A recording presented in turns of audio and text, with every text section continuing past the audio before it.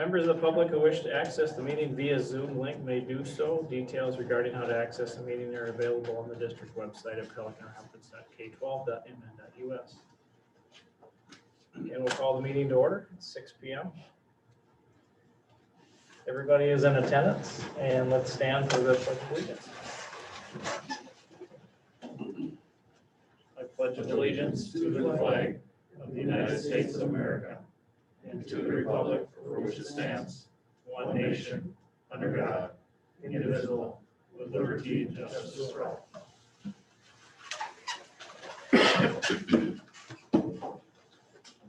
Welcome, everybody. First item up will be to approve the meeting agenda. Do we have any additions? Yes. Changes? We need to add the LTFM project. To business items or Yes, business items as item D. D, D as in David. LTFM, LTFM fiscal year 22. fiscal year 22. Okay. Item D will be LTFM fiscal year 22. And anything else? And did you need to add anything regarding eval or? Not this month, but next month. Okay. I don't know if that was a discussion or No. how we do it. Okay. All right, I'll entertain a motion to approve the meeting agenda. I'll move to approve it as amended. Okay, we have a motion by Greg. Do we have a second? Second. Second by Ann. Any discussion on the agenda? Hearing no discussion. All those in favor of approving the agenda signify by saying aye. And we'll do a roll call. Ann? Aye. Greg? Aye. Brittany? Aye. Brenda? Aye. Molly? Aye. And I'm an aye. Agenda carries. Opportunity for visitors to address the board. Do we have anybody in your email, Barb?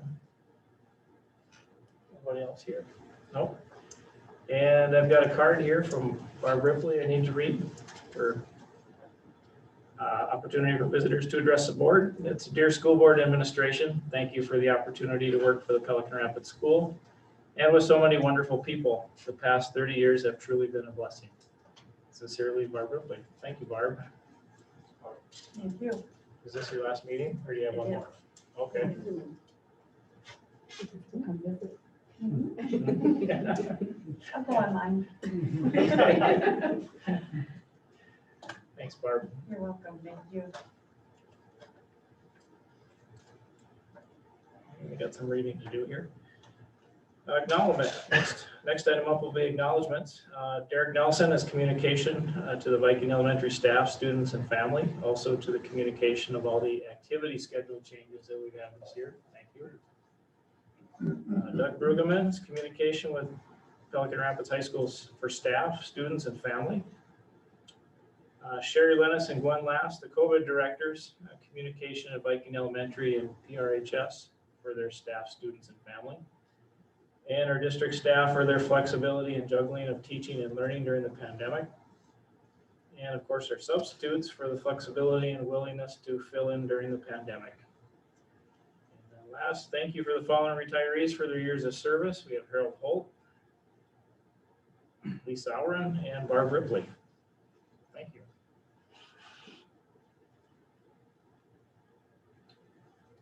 So we'll move on to administrative reports.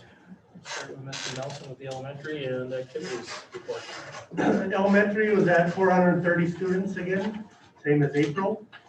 Again, we'd like to thank Mrs. Strand and Mrs. Oren for their years of service to Viking Elementary and all the students they've touched over the years. We can't say thank you enough for everything that they've done at the elementary school, so thank you to them. May 6th, Title I had a family fun night. We had 30 kids and 15 parents show up.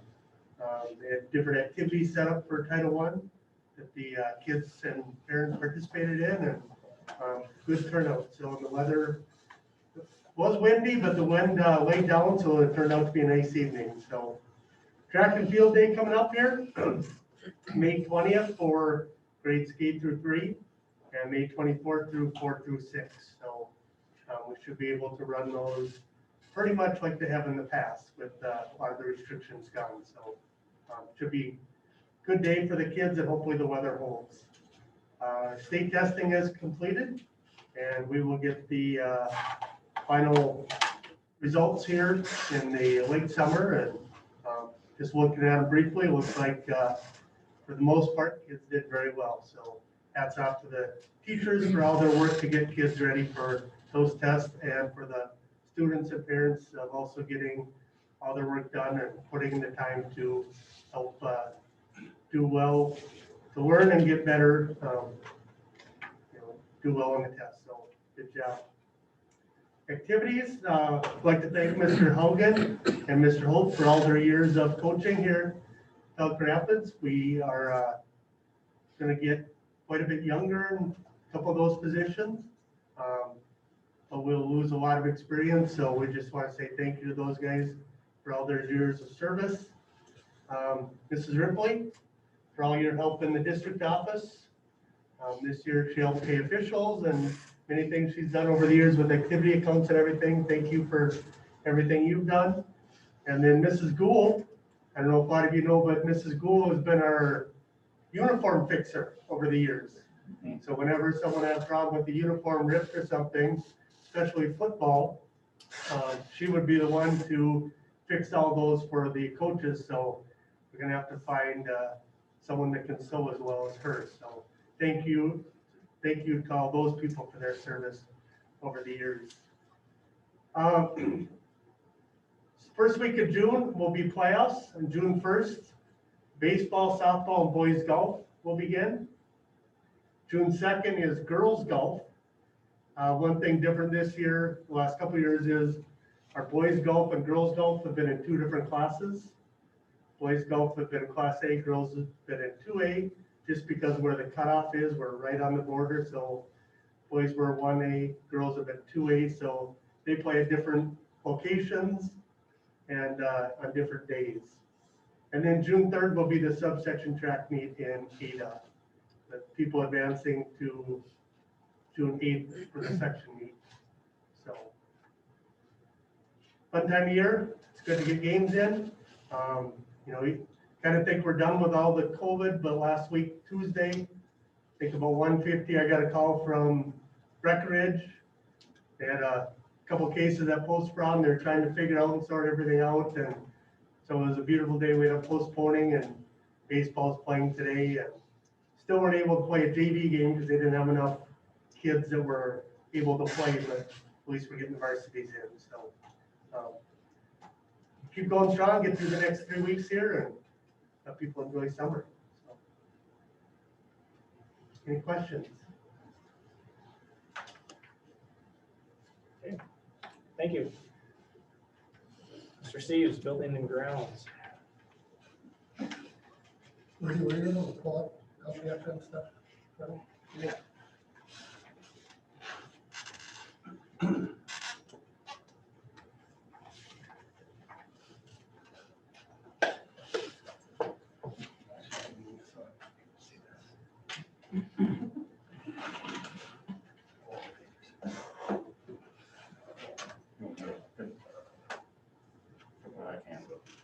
Well, I'll quickly introduce the presentation and hand it off to Mr. Steve so that he can continue. So we added to the agenda long-term facility maintenance for the upcoming year.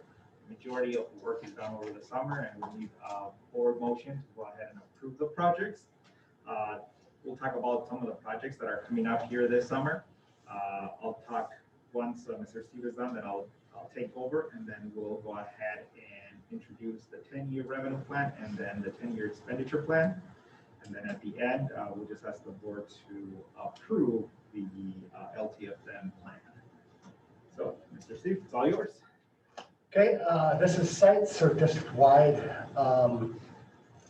Some of these things I put in here, I used to have a couple different lists or reminders. I'm a list type of person. But I have put everything on here. So some of these things aren't necessarily LPFM or have an expense behind them. They're just reminders for me to do and have my me and my crew and people make sure they're done. Carfield, last year we did a big sodding project down there and it turned out well, probably better. And then that and the fact that not a lot of people played on it for a while helped out. But we're gonna work on that ball field down there and needs a few more loads of anchor line. Concession stand at the track, we gotta replace a couple of doors. We're going to replace there's an old security or camera system up there that we took out of the high school and moved up there. That thing is getting, it was pretty worn out when we took it out of here. And then we put it there, so that's the security, we're gonna replace that. The west softball field, we're replacing the backstop. Doing a lot of just replacement, keeping up with stuff. Parking lots, our lots are getting old enough now after our last big project, when a lot of those lots were, all of our lots were really redone, either new or rebuilt. So we're starting our seal coating, crack sealing we've been doing all along. Now they're seal coat, so we'll do both elementary lots, and then we'll do the north lot at the high school this year. Next year we'll do the west lot and east lot at the high school. Tennis courts, they were rebuilt a couple years ago, but there's some cracking going on that we have to keep up with to make sure that will ensure a longer lifespan on them. So we're going to crack seal those. That track recode is actually in another fiscal year. I just have it on there as a reminder to keep it there. East softball dugouts, we're going to make them like the west ones and close them for the most part. Get that done. The Martin parking lot, we're going to discuss this a little more later. And the soccer and softball field, we are moving those bleachers that have been acquired. That will take place in early June. So we'll get the soccer field set up, move there, set up, and ready to go. And then we will move the other 3 sections. So all that will be done well before the fall season.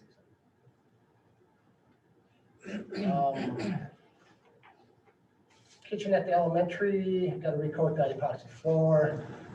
Some bathroom touch up, we need to replace some sinks. Electrical, if you walk around in there, it's bugged me for a long time. It seems dark walking in the hallways. So we're adding more 4-foot lights in there. So instead of having a mismatch of lights, we're moving some from one area and then putting all new in that area and then adding those to like the 5th grade.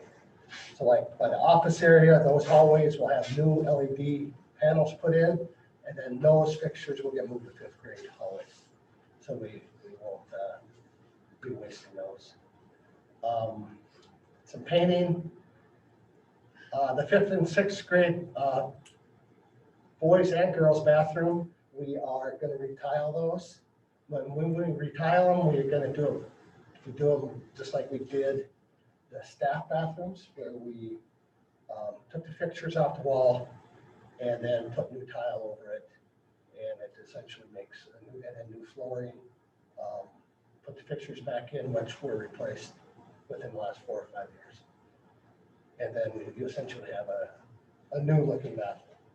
And I will have before and after pictures of all this. So I apologize for not having the before pictures to ready in time. Some other maintenance stuff as far as painting and those bathroom floors will get epoxy, which seems to be a really good wearing surface. Locker rooms and hallways need to get resurfaced. I think it's got a new top coat. Commons, we're adding some wall panel on some wear areas in that area. A couple areas where we need to replace some sidewalk that is cracked or heaving. Senior high windows, we need to recalc those. We have one of our newer windows in the northeast corner of the walking track. I don't know if you ever noticed that up there. It's leaked, and we need to fix the leak and patch that wall there. Take care of that. Tuck pointing, don't realize how extensive this is until you walk around with a mason and a professional on this, and they start pointing out a lot of things. One, we have very large building, and the center part of it is our oldest part. It's in the 50s. So tuck pointing is the grout or the concrete in between the brick. So what they do is they take a grinder and grind out, not all of it, but they go back about an inch, clean all that out, and then apply new mortar in there. And you can go many, many years and it's fine. But once it starts to decay and get too far, then you have a big project like Trinity Church did. If you saw that brickwork done about a year and a half, 2 years ago, they had to resurface that whole west and south side of that building. So we're going to do it in phases because it's expensive and it's a lot to do. But if we take it in phases, so the first phase will be a part that nobody will see because it's in the middle of our high school building. But it's basically what we refer to as junior high, where the English department is, and that they'll be doing all 4 of those walls and a couple other walls up there for the first phase, and then it gets into the next year. We're going to do the front of the building and the gymnasium. There's you see a little crack here and there, and you think it's not very bad until you follow it, and it goes and goes and goes, and that's stuff that we really need to get on top of to ensure that our building will remain intact for a long, long time. Some bolt boards we got to replace. Go back there a minute. Just got to look. There's some painting stuff here. Just little reminders for me. You might have any questions on any of that stuff? Went over it kind of fast, but some of it's routine maintenance, but a lot of it we're in a good position because we aren't looking at huge projects other than like the tuck pointing and some of that.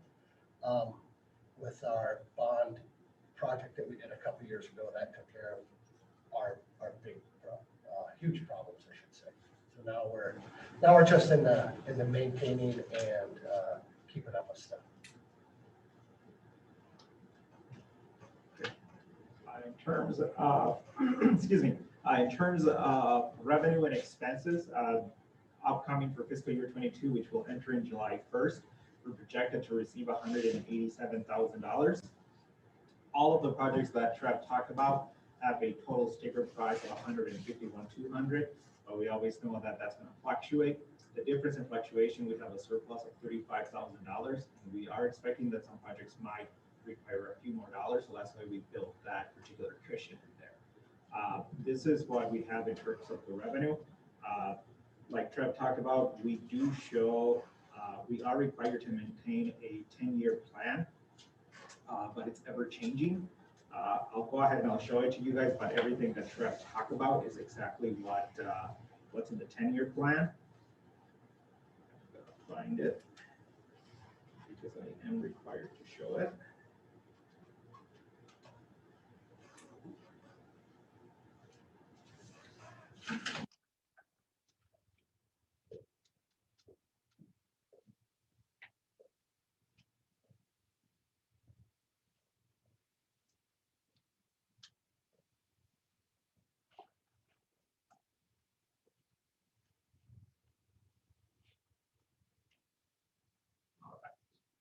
So this is the 10-year plan that we talked about.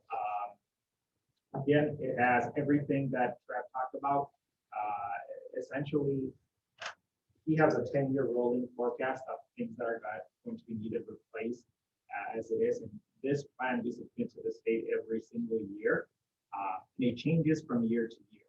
Right now, we are focusing on column E, which is where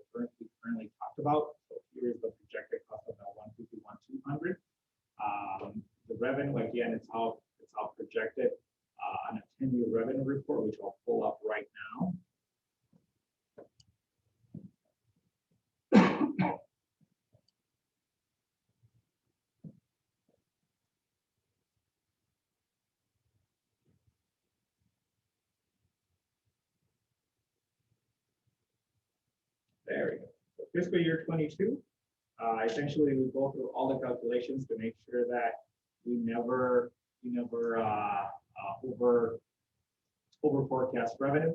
But at the end of the day, this is the revenue that we're getting, 187. And we have projected expenses of 151, giving us some room. So that is the 10-year plan and for both revenues and expenses. So we're sitting in a pretty good, comfortable spot in terms of over managing our LTFM dollars. So the next thing is for the board to go ahead and pass a motion approving the long-term facilities plan for the upcoming year. Questions that you guys have regarding the projects that we talked about or the financing behind it? One question on projects. When you go through and make a decision as to, what should be approved now and what shouldn't. And I'll use the athletic facility improvement projects, for example. You connect with the coaches and other parties involved from a staff standpoint that use those facilities, get an idea as to what they think is needed. Yes, and that's not just, at the time that we decide to do it. All of our projects have been on the rolls, I guess, for a while, as far as planning for them and when they're gonna fit into the budget cycle. Because all it takes is a big project to bump something, that has a higher priority. But we are always gathering information from the users of it, the coaches, the fans, the parents, whoever. Oh, by the way, you might want to look at this. Have you ever considered doing that? So that does play a lot in our decision making of what what we're going to do. Those bathrooms at the elementary, for example, I don't really ever go in, but I had somebody stop and say, hey, actually, is it possible for us to get those upgraded sometime? Stuck my head there, and they function good, fixtures are good, but yeah, it looks kind of fun. So that, for example, that's something else. I think the reason I asked is just the two things that kind of have always stood out to me, and I haven't mentioned anything. I haven't talked to you about it before, but I think of the varsity softball field, for example. And my hunch is, because I think I maybe heard this at some point, there was some discussion about turning that field around for a few different reasons. One, to just avoid that hill from being foul territory. If you don't do yourself with that field in the church parking lot, and for seating, and also for some sight lines and things like that. Because most of the time, our varsity team plays 4 o'clock usually. Yep. And then Carr Field, as it relates to having a second varsity side baseball field. And I know it's such a multi-use field over there to where I don't envision like a fence, outfield fence or anything like that. But for any of you that have ever been to a baseball game down there, I was at one the other day, and there could be 30, 40 foul balls behind that backstop, and it's like Price is Right Twinkle, where you're sitting where Lou is, and the foul ball's over there, but by the time it comes down off all the branches, Lou gets hit in the head. So, so if somebody has specific things like that moving forward, what's the best way to communicate that to, as a board member, of course, I can bring it up at a school board, anybody can, in the public, that's one option, but in an effort to kind of get to the nuts and bolts of whether or not that's even realistic, what would you suggest being the best course of action to take if somebody who's a parent or just a resident in our school district, if they had suggestions, what would be the first thing you would suggest them to do in order to allow them a meaningful way to kind of hear allow their voice to be heard for those types of improvements? Mr. Clark, you wanna- Yeah, I'll answer that question. So anything with activities should go to Mr. Nelson. Anything with like, they're looking for some type of improvement with activities, he's the AD, so they should go to him and talk to him about that. Then what happens, Mr. Nelson comes to the admin team, Mr. Steves, and then we discuss the items that we're hearing that are concerns or people want improved. So that's how we handle that. I should hope that people feel that we're very responsive. You know, that we're not punishing. Because, you know, I'm on the public a lot. These guys are, you guys, board members. And I always say, if you guys, somebody mentions something to you guys, I need to hear about it if there's a problem or if there's, you know, a thought or something. But like this course said, you know, activity stuff or whatever facilities, grounds, let us know. All of our emails are public. They can call the office and leave the phone number. Like I said, we're very responsive as far as getting back to people. And touching on a little bit, we have met on all those two softball fields and that baseball field down there. I've talked to Brian Wilson and I with the city have discussed moving that field closer to Great Northern Road, getting rid of all that cement and moving it, shifting the field to the east. To make a better field and more room actually in the outfield and more room for soccer and football too. It's kind of like the middle.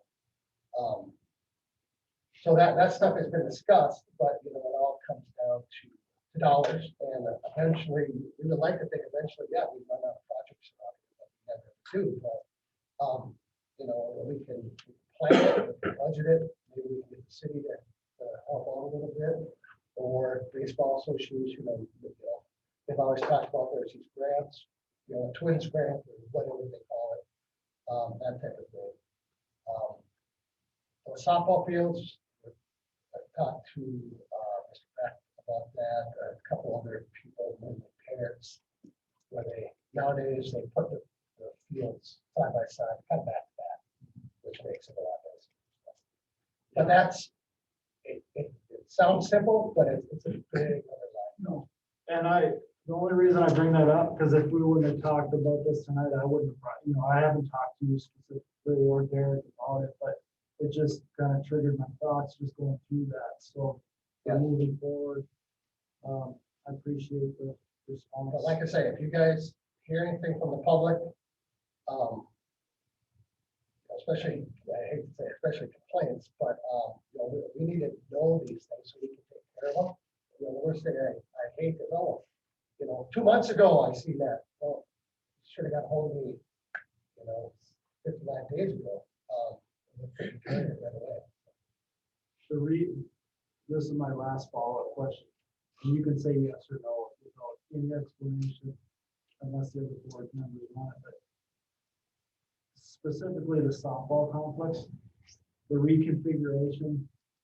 Obviously, I don't know what's entailed with that project, but from I know there's a lot more to it than what I would assume there is. Is it more so is there more to it from like moving fences, doing dirt work type stuff? Yeah, I would say moving dirt, and then we also had, you know, the dugouts are an expensive thing up there, you know, per se. But when you combine it all together, it's a lot of work. You know, it's a lot of work that we're able to do a lot of it, but then the expense comes from basically you're gonna have to get a construction company in, flatten that area, put drainage in, and then bring in the neighbor line, set everything up properly. So I bet you could spend $100,000. Thank you.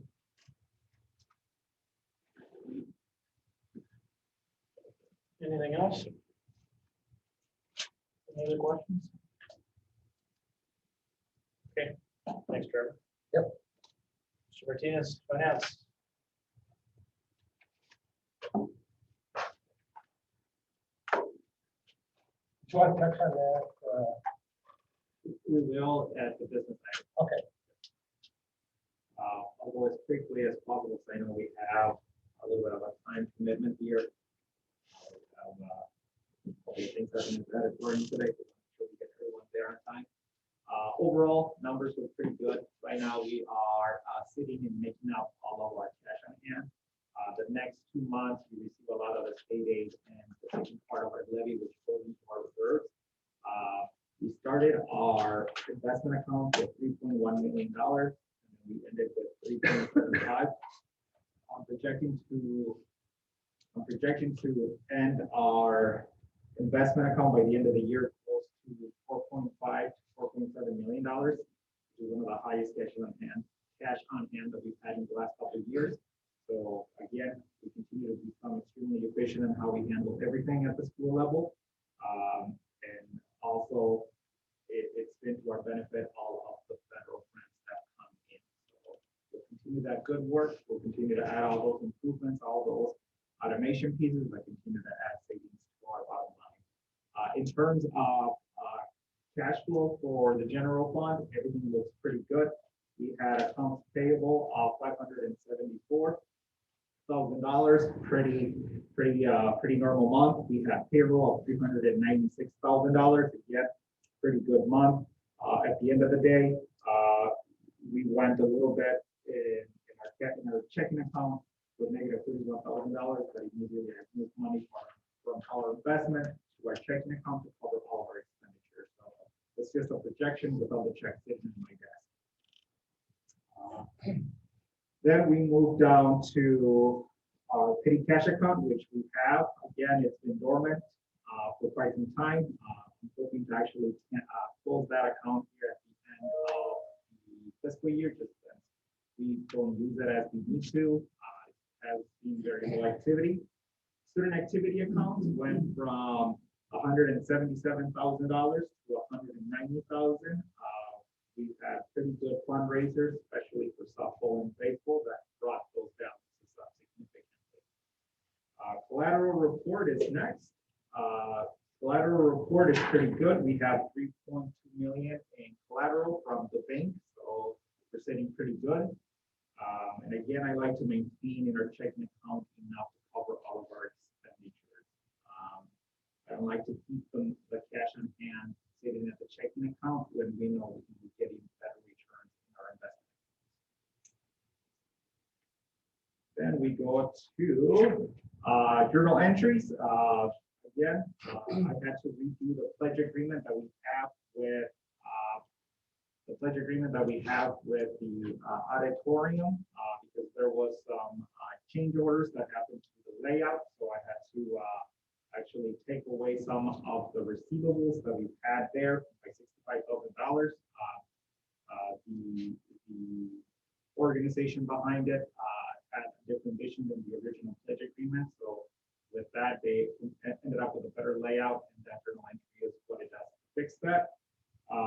This giant journal entry that you see here, I'm not going to go through it, but the premise behind the line is the state came out with new accounting codes for all of our scholarships. So I had to move all of them. So that's why you see that. Especially with scholarship night coming up. So I needed to get it done before. Then the last two that you see is simply our OPEB trust account, simply saying that we lost some value with a monthly fee for the finance organization that oversees it. And then the last thing is pretty much the journal entry that I do every month to balance. So that's what I have for journal entries. Then the last piece is the payable. So if you want to go through all the payables, here's all of them. Again, we start with wires, then we go to all the cash, all the checks that we print that are sitting on my desk. And then lastly, towards the end of the report, you will see all the checks that were printed out of the student activity account. Any questions that you have on the treasurer's report before I move on to the next piece piece is a little bit of what Trevor talked about, which is essentially the purchase and movement of the bleachers that are happening at Brownfield. So as a school district, in partnership with the city and in partnership with Cruza, we were presented a very good opportunity to go ahead and move forward and purchase the bleachers from Red Horse Ranch. They have 2 sets of bleachers that look somewhat like this. Actually, those are it. They have 2 sections of bleachers, and each section has, or I'm sorry, they have 2 sets of bleachers, and each set has 3 sections that are about 30 foot long by maybe, what is it, like maybe 10 stands high. Yeah, 10 rows high. Yeah, about 10 rows high. So what we are doing as a school district is we're purchasing the 2 sets for $67,500. One of the sets we're going to part in 3, and one of the sets is going to go on the softball field. One of the set is going to go on the baseball field when we're ready to replace the wooden ones that are there. And then the other set is going to go on the west end of Brown Soccer Field. All of the second set, that's going to be about 100 feet long, it's going to go on the south side of the soccer field. Okay, so as a school district, we're spending about $32,000. It's within our budgets. Actually, Trev is going to put everything under his budget, and we're still doing pretty good. The second part of the purchase is actually going to be a donation by the Cruza organization. As a school district, we'll cut the check, we'll do the fiscal post, but the second $30,000 are going to be completely donated by the soccer association. So that is the project that we have. Here is kind of an idea of what the soccer complex will potentially look like within the next 1 to 2 years.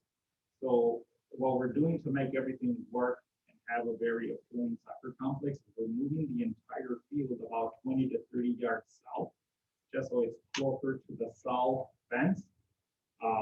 And then we're going to put that 100-foot bleacher right on that south fence. Again, it's going to give very good visibility for all the fans. The small section that the school is donating from one of the sets that will part in 3, it's going to be located right behind one of the goals, and essentially that's what we want our student section to be, where pep band goes down there, or all of our student body goes. So we want to have a fun atmosphere. This box that you see here is the current shelter that's in there. The city built a really nice shelter there. The 2 small boxes that you see up here, eventually we want to have dugouts, but that's not a priority for us, but we did put it kind of in the plan. And then up here, you just see the current scoreboard that we have with lights that we received as donations from DFW. So that is what I have for you guys in terms of Cruza and some of the changes that will be coming. And I'm sure you guys have seen all the newspaper articles and everything that was approved by City Council last Tuesday. So we're really excited. Trev is going to go and with his team to try to dismantle everything over at Red Horse Ranch the first couple of weeks. Questions?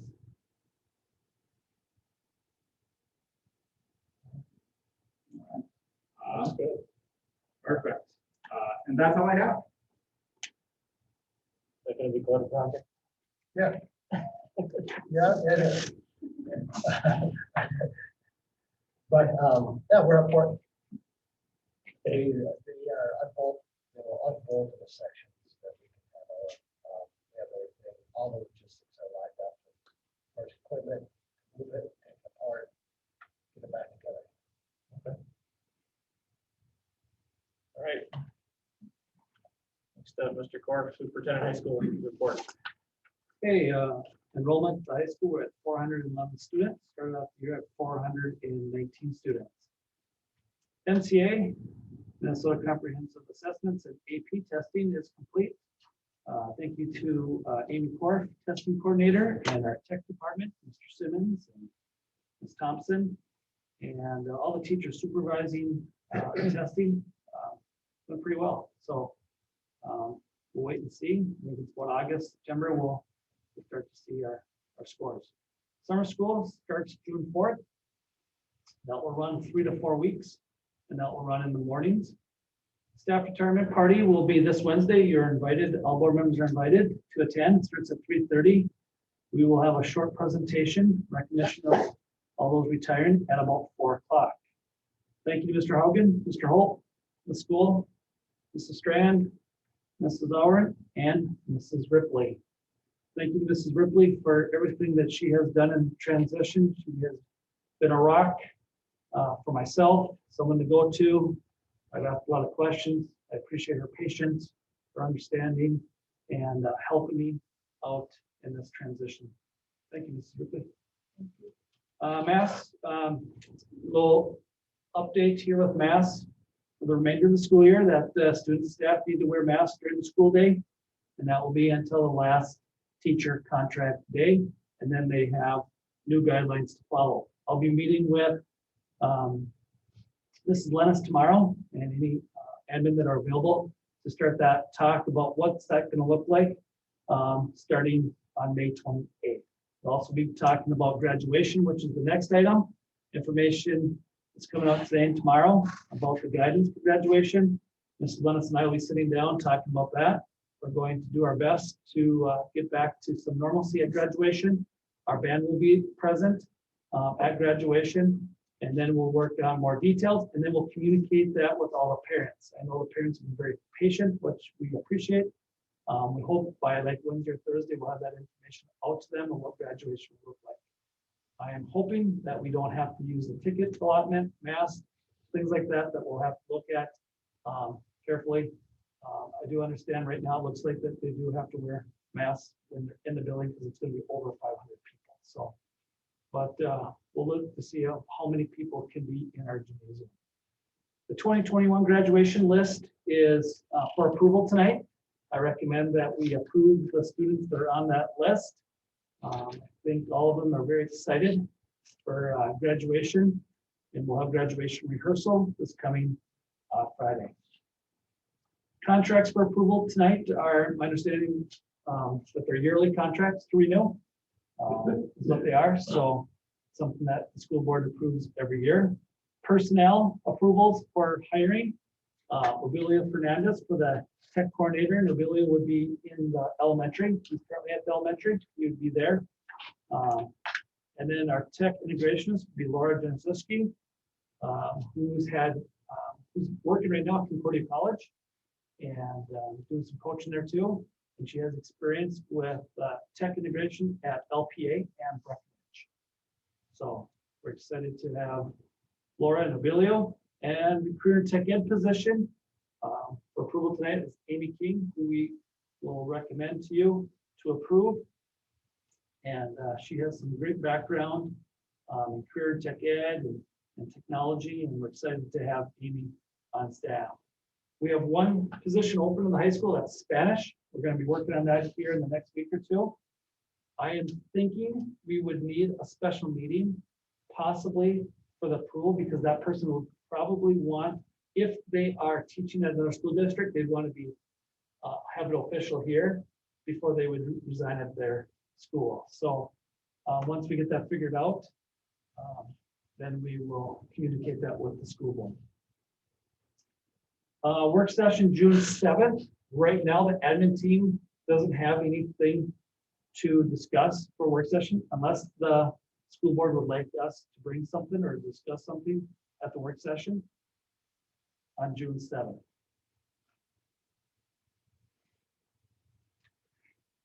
That's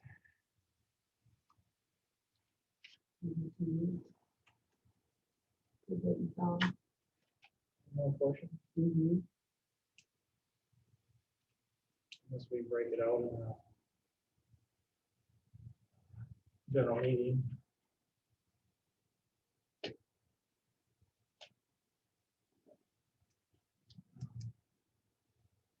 Would that be something like going to close, or we even at that point? That's up to you. Or we could do a work session after the meeting?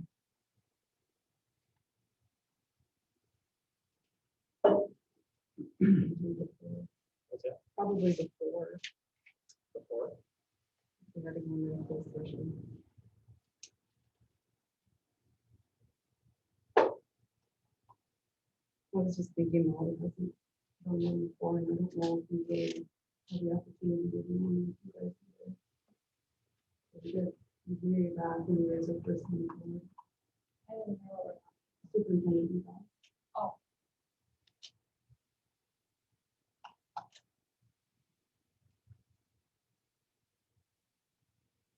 We want to, so are you thinking still have the work session, do the eval portion, or do a work session before the general meeting? What do you want to do? I'm open to either one. Thinking like a 5 o'clock.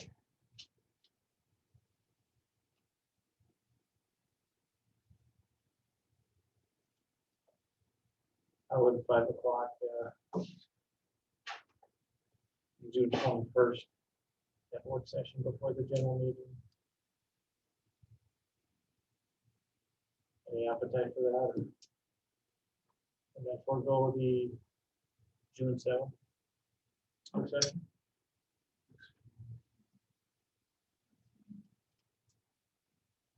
I have to let you Okay, know. I asked, sure, probably could, but I have to double check. Brittany? Okay.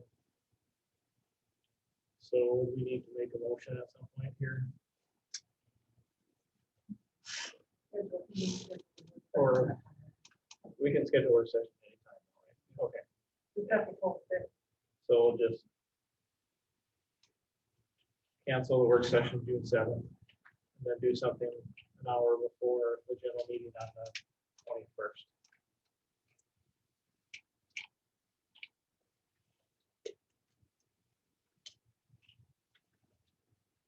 Okay.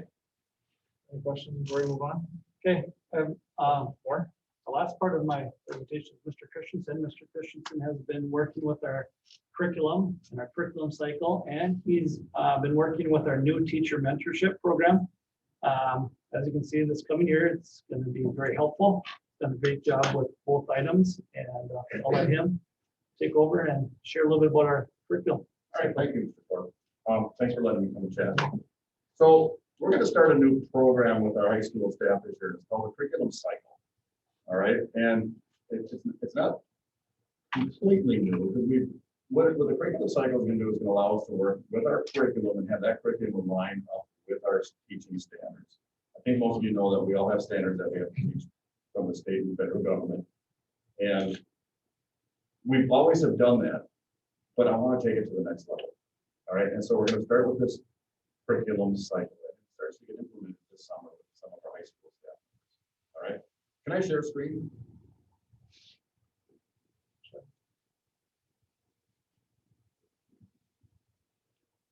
So I have two objectives with this. Number one, of course, is to improve student learning. The second objective I have with this is I also want to increase teacher accountability with this. All right. Just like any organization, some of us teach our standards very, very well, and it goes quite well, and there's some of us that can be improving on that.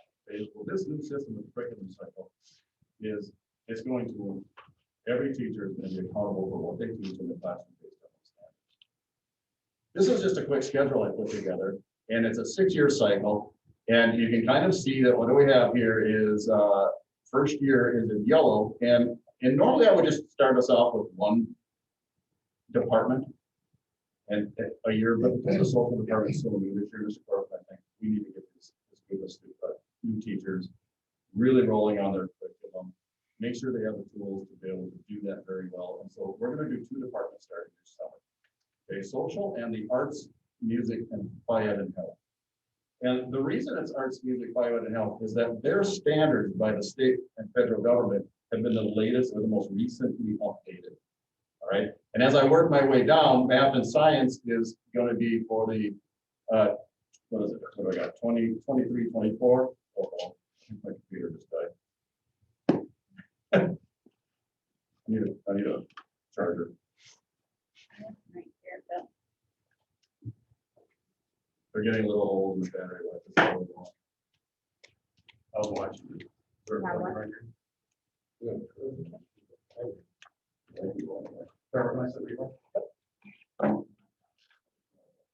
I'll watch it in the battery.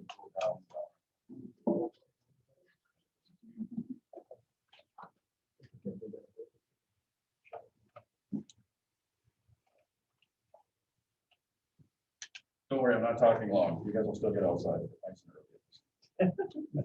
early.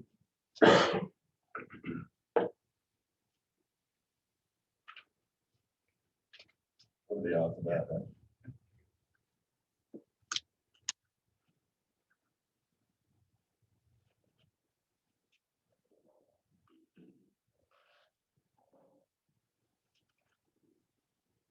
I've been with this computer for a number of years, right?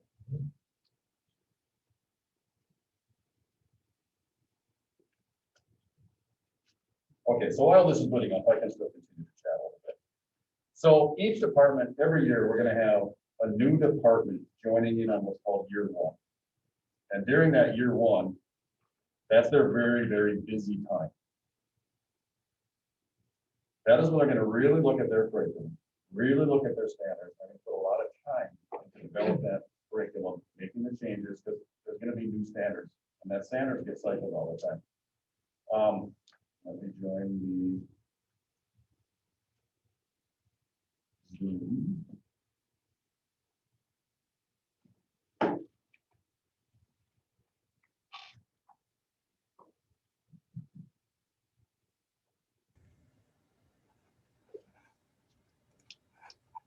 Thanks for being patient.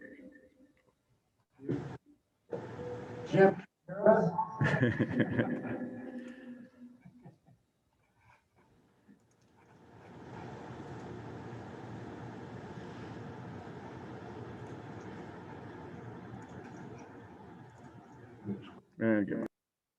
Okay, so I'm back in. All right. Let me go to, so what I've developed here then is, this is our standard, this is our cycle. We're going to be working through for the next few years, and it's a different department each year as they start. And the under yellow is going to be their first year where they really dive into this. And they're going to be spending a lot of time really developing their curriculum based on their standards. And that's what's important about this, is that we are working with our standards. Because the state and the federal government say, you need to teach this, and this. When I look at my Science 7 class, there's a whole bunch of standards that I need to teach. And it's important that we do that, so that the public knows that their kids coming to our high school and they're learning what we want them to be learning. And so what I'm going to be doing with our staff in the next, well, quite a few years here is,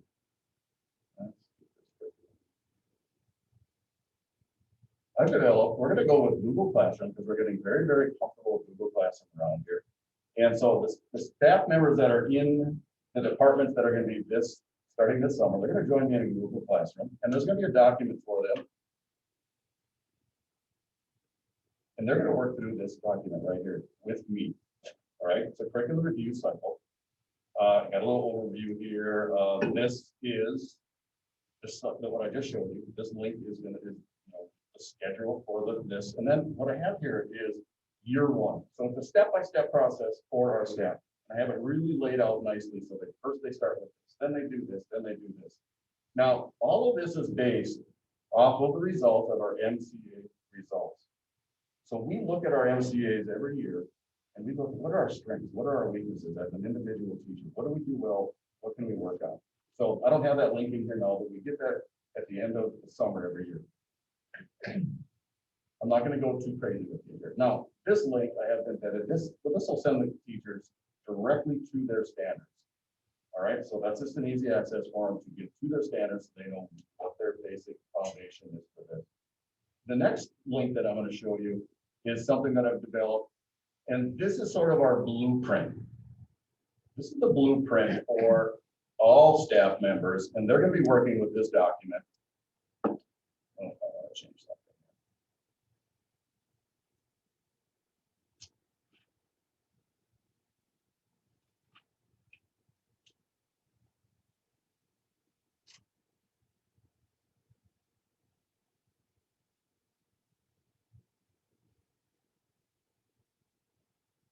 All right. So this document here is like, to me, it's our blueprint. This is our blueprint. It's not what we're, teaching as far as detail is concerned, but it guides us with what we're supposed to be teaching. If you look at the bottom of this is new this year, you're going to see that on the bottom of this, I have every single teacher in the high school on this document. I'm going to pull up mine so you can kind of see what this is going to look like as we work. So this is my standards for my classes. These are all the standards that I teach for my 7th grade science class right here. All right.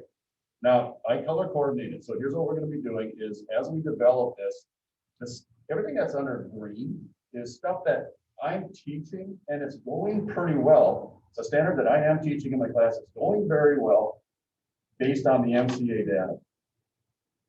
Here's a standard here that's red. Red is going to be, I'm not doing the standard and I need to get the standard into my curriculum. So red means got to do a little work. Yellow, I know you can't read that very good, but yellow means I'm covering the standard, but it was a weakness in my class based on the MCA scores. And so I need to improve my instruction for that particular standard. And this is what I'm going to be working with our staff is to develop this system. And so that we can improve our instruction in our classes every year. Now, in the past, what we've done is we've often kind of done this a little bit, not quite this detailed. Then it's almost like we kind of forget about it a little bit, like we get busy with the school year teaching and we kind of file it away a little bit. So what we're going to be doing with this system now is you're going to have a year 1 to really develop your program. And then we're going to work our way into year 2. And this is where it's different. We're going to be following up every year how we teach our instruction to our students. We're going to be revisiting our standards with every department as we work through the curriculum cycle. So they're going to have time to reevaluate, look at those MCA scores, change those yellows like you just saw in mine, change those to green, get those reds implemented into our standards so that we are teaching what we're supposed to be teaching to our students. And so this is going to improve a lot of what I call teacher accountability. All right, because you're thinking to yourself, maybe, well, do you see how all the standards are green? What's going to keep a teacher from just highlighting those green and saying, I'm doing it? Another thing that I've developed here is a curriculum cycle audit. So I am going to be sitting down one-on-one with the teachers every fall, the teachers that are in the cycle, and I'm going to be going through a checklist with them. And we're going to make sure that they're teaching these standards in their classes. I'm going to rant that some of them aren't going to like me. Okay? I've been here long enough that my skin's pretty thick. Some of them aren't going to like me because I'm going to randomly say, why don't you pull out what you do with this standard and this benchmark and show me what you do with that as far as teaching. And that's going to put a little pressure on them. All right. We have a lot of teachers, don't get me wrong, that are doing a great job with their standards and teaching their standards. But organizations are. There's a lot of us that can be doing that, prove that as well. So that's one of those things that I've seen through the years. I'm very excited about getting this implemented and working with the staff. And it's just going to improve our instruction. Okay. Does anyone have any questions for me? I know that was just a quick, real, very brief. There's a lot more to this, but that's sort of what's happening with our staff. We're taking it to the next level. Does that make sense? Great. Okay. By the way, one more quick thing. It also helps us with our budget by doing a curriculum cycle like this. There could be years sometimes when Mr. Clark meets with our departments where it's like, man, every department wants new textbooks and it can get expensive. This way, we're going to be running each department in a cycle, and Mr. Martinez has a budget. I put a budget together for the next 6 years. And it's not gonna, we're not suddenly gonna have this shock of, oh my gosh, we need $40,000 for textbooks. Okay, so it's gonna give us consistency in our budget. Make sense? All right, thanks, you guys. Any questions from Mr. Christensen? Thank you. Brian, anything else? No? That's good. Okay. We'll move on. Consent items. Approve board meeting minutes from April 19th, 2021 and regular April 5th, 2021 special.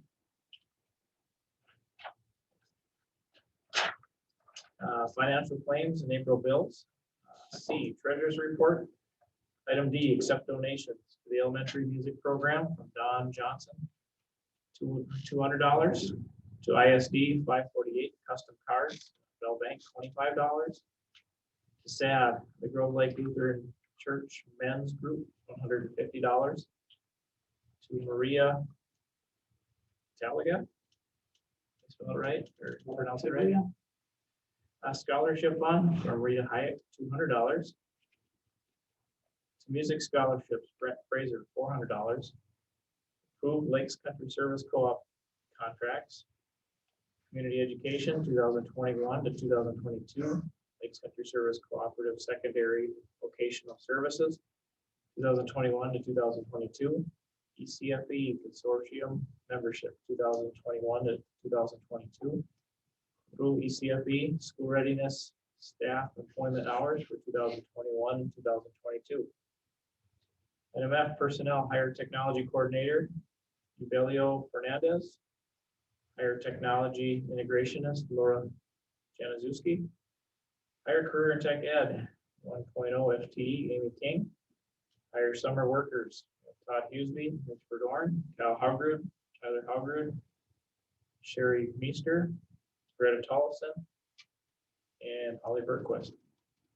Hire Summer Rec Workers, Andy Rarick, Coordinator, Sylvia Pesh, Kia Nelson, Zayla Arrow, Xylee Arrow, Charlie Larson, William Pesh, Anna Roysum, Channing Russman, Mia Stewart, and Brody Severson. Entertain a motion for consent items. Make a motion to approve the consent items as read. A motion by Ann. Do we have a second? Second by Brenda. Now any discussion or questions on the consent items? Like your approval to this. I have a something. Okay. That's listed on.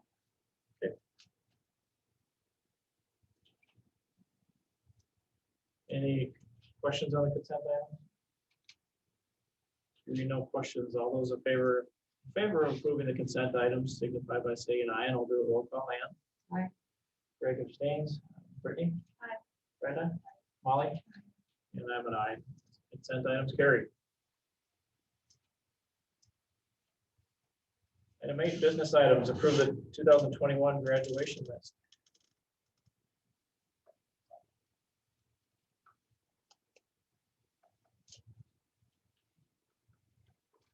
Make a motion to approve the 2020 graduation. Just pull that up here. Motion by Ann. Do we have a second? Second by Greg. Any discussion, Brian, or anything need to add? Oh, I talked about my report, yeah. How many do we have total? 68, I think, I believe. 68. So many I graduated 30 years ago.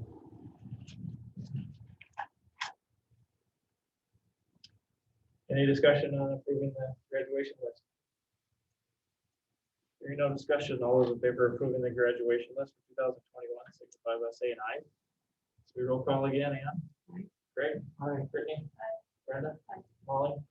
I'm an aye, so we approve the graduation list. And item B was discuss the June and July work sessions. We kind of already did that. Just discuss July and the June meeting. See what we have. Just leave it on the schedule. Okay with everybody? Okay. So that was just a discussion item, so we don't need to take any formal action. In case those are tuning in late, we decided to have a work session 1 hour before the regular meeting, June 21st, 2021. It'll start at 5 p.m. And there will be there will not be a work session on June 7th. Item C, approves proposed abatement project resolution. All right, I was leaving all my energy for this piece.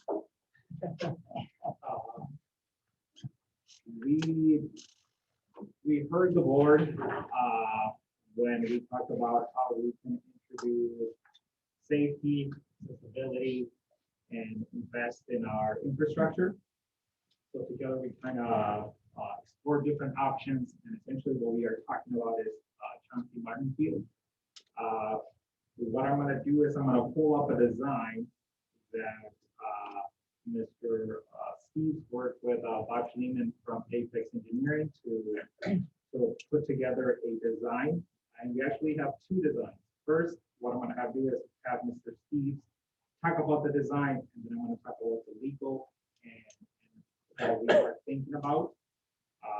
If the board likes what we're doing, then at the end, we'll ask for a motion to approve either option A or B. So I'm gonna hand this over to Mr. Steve so that he can talk about the design. Okay, I'm gonna do a little manual. Okay, Highway 59. And obviously that's, this little checker spot is right where the Chauncey Martin sign is, right in there. For those of you that drop off your children in the morning, that system we implemented because of regulations and stuff.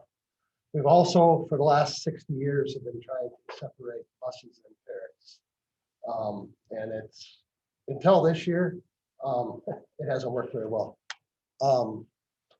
So along with Mr. Nelson, there used to be Dr. Richardson standing down there, directing traffic and getting everybody come up here. We put in that, those barricades and got people directed, to where they needed to go. So now what's been proposed, or what we've looked at, and those of you that don't have driven up there this spring knew how rough and how muddy and how just tough it was. When we knew that, I think Greg, you mentioned that last fall when we talked about this, what are we going to do in the spring? And fortunately for us, it dried up fast. And then we were able to haul in some gravel and get things smoothed out and a good base. And other than some maintenance every few weeks, it's been pretty good. I'm not going to say it's great, but I mean, it's a gravel parking lot. So what we're looking at doing is blacktopping, putting bituminous tar all the way from Highway 59 up to where we put that little strip, or basically that fence line. The areas that are the pink hash, that would be new cement walkways, because currently it's just gravel going over the drive. And then that along the north side is a 10-foot wide sidewalk connecting the walk path all the way up to the football field or the facilities at the stadium. And it connects into our other walkway going down to the elementary school. This orange lines going through there, we need to install catch basins, storm drains, because right now all that water comes rushing down and it goes into this upper left corner catch basin, and what can't handle it there comes down here and ends up at Southtown. And most of our gravel ends up somewhere down there after a heavy rain. So then we have to push it all back up. So those catch basins will be put in to collect the water and help manage the runoff. So it's not, now we have a hard surface, so that water is going to come off of there faster. But Apex Engineering will engineer all that, get our grades to where they need to be, and ensure that we have a lot that drains off and doesn't hold water. Put in all the parking areas.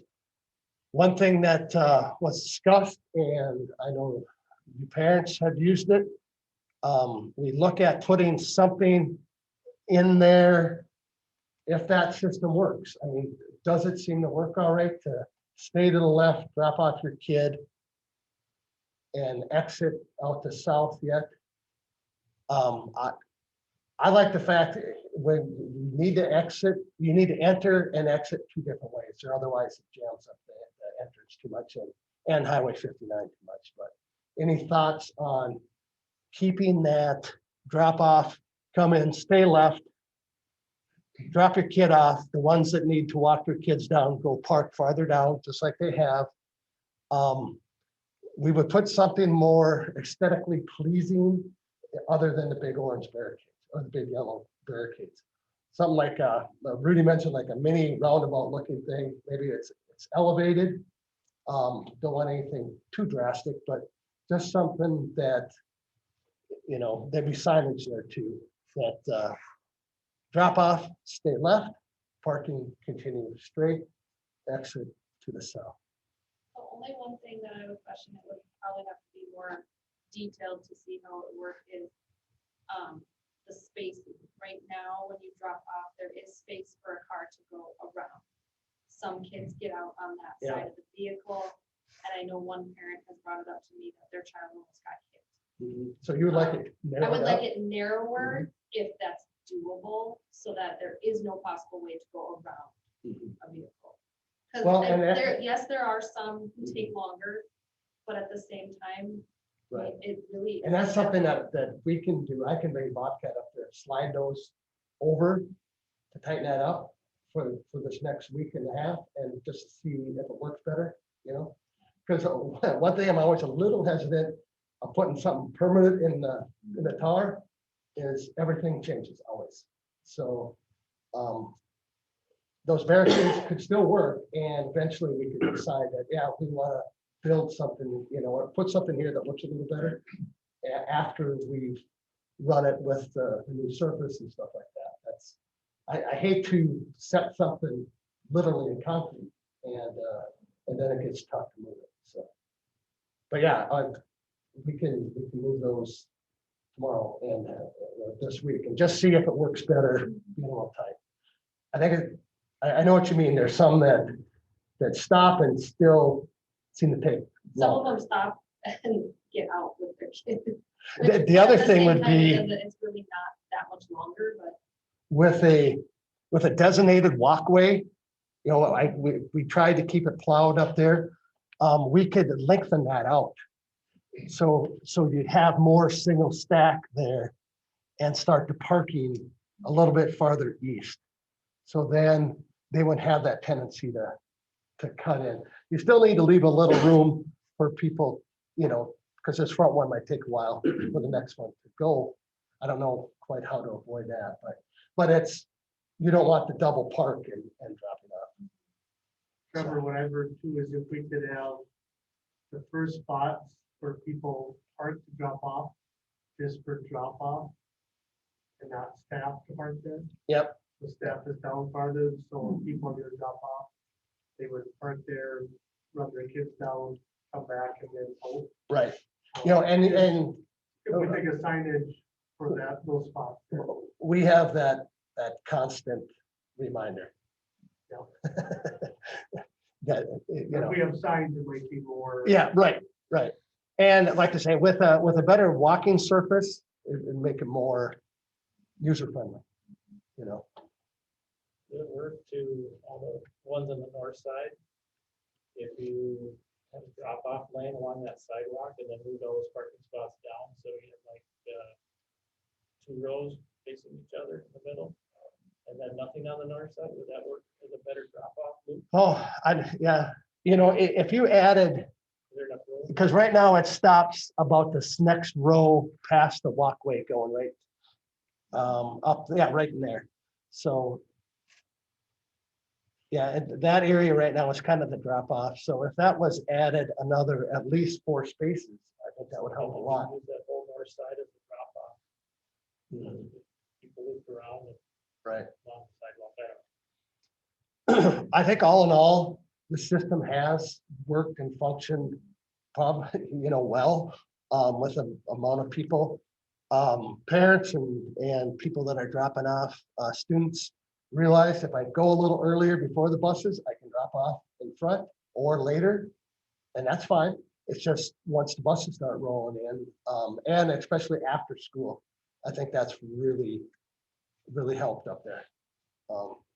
It's a lot of people, and I'm amazed on how early some people come in and park up. I suppose, you know, they're maybe getting done with work and waiting for their child, but that lot is pretty busy. We had a transportation committee meeting not too long ago. I didn't ask this question, but I was curious if the busing company, do you have any idea, Trevor, or is anybody here does it have a good feeling as to this new system from a safety standpoint, that it's helped them avoid a lot of close calls that they've had to deal with in the past with kind of a free throw when everybody parked on the parking lot? Has that seemed to? Yes, it's helped out considerably. Mr. Nelson has been out there a lot of mornings, and you can see that, when the buses are just there, it really helps. The other, the two things that have helped out the biggest is making that a one-way. We did that several years ago, and now moving the drop-off up top are really some things that have helped out. Any thoughts on that, or? Yeah, it's not 100% perfect, but it's a lot better than. Yep.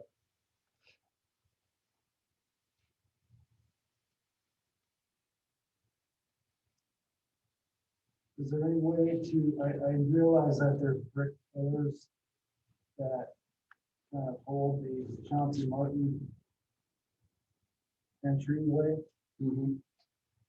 Is that not wide enough? I mean, and I'm not suggesting that that be redone, but there's room for two vehicles to pass.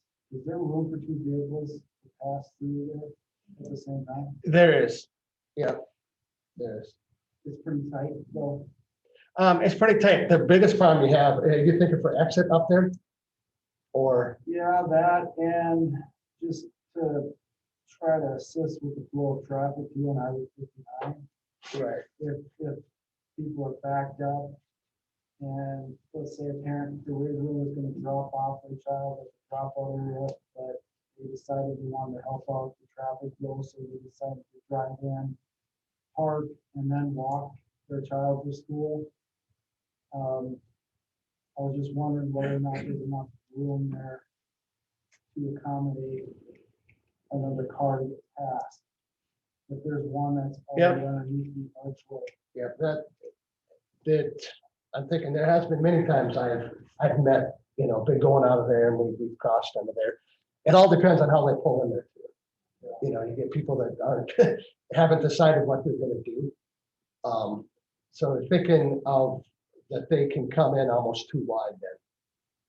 I know it's a pretty brief moment as far as a time period of when the big congestion part hits. It's about 10 to 12 minutes, 15 minutes of our worst time, and it's in the morning. And then after school, everything seems to flow a little better.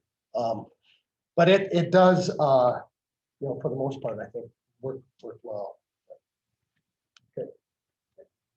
Perfect. So big project, a lot of good ideas, and then just keep in mind that we're still within the design phase. So if approved by the board, we definitely will take your input as to what the final project would look like. In terms of financing and legality, how would we fund this, right? The first, what you guys saw in terms of that picture of doing that whole north side of Chauncey Martin comes with a sticker price of $500,000.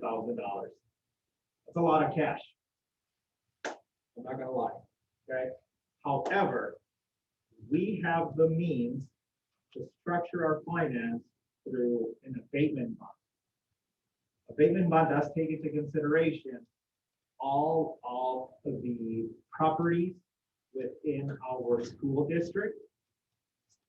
And we'll show you guys what the tax impact is. The difference with this particular abatement bond is that you do not require board approval. This only requires a board resolution and it moves forward, okay? Now, I know you guys are scratching your head, you're thinking, holy smokes, this is gonna hit the taxpayers. Yes, it will, but what did we do this fall?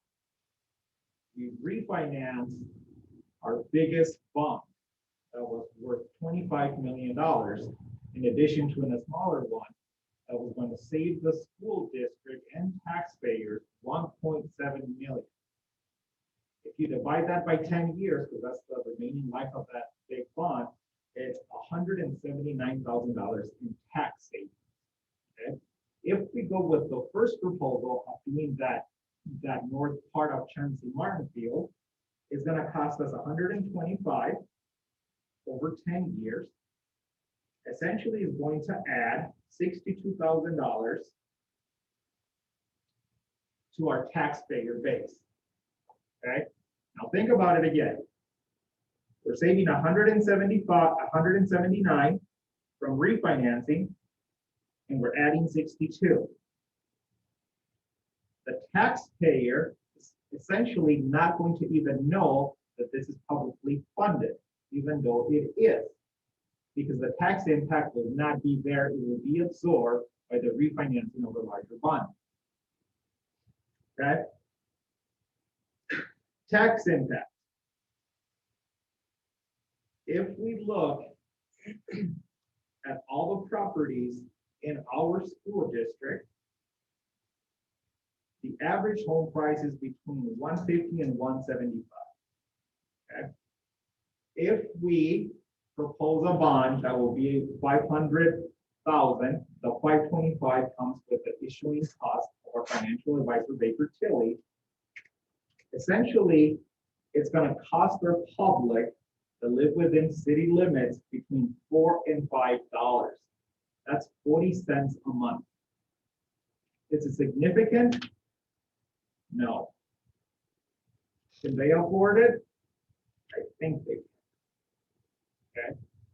Now, if we move down to other properties that we have our commercial and our industrial.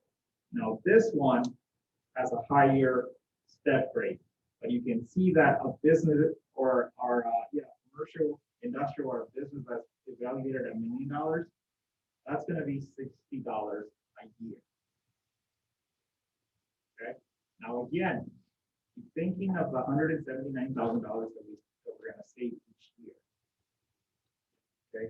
Apartment complexes, we have quite a few in town. This is what their tax impact is going to be. Okay. Seasonal rec, we are rich in seasonal rec. In fact, 49%. They will also be taxed. Okay. Now, it tops off at 250, and we both know that 250 in our lakes within our perimeter, it's not even close. We're looking at an average sum of $400,000 to $500,000, but it caps up at 250. So really, our lake owners are going to pay about additional $8 a year. When we look at our ag land, here is the different brackets. If you owe up to 5,000 acres, it's going to be 3 cents on the acre. Okay, so let's do some quick math just to kind of get an idea. 5,000 times 3, it's $150 a year. Okay, divided by 12, we're looking at $12 a month. Okay, here's where farmers benefit.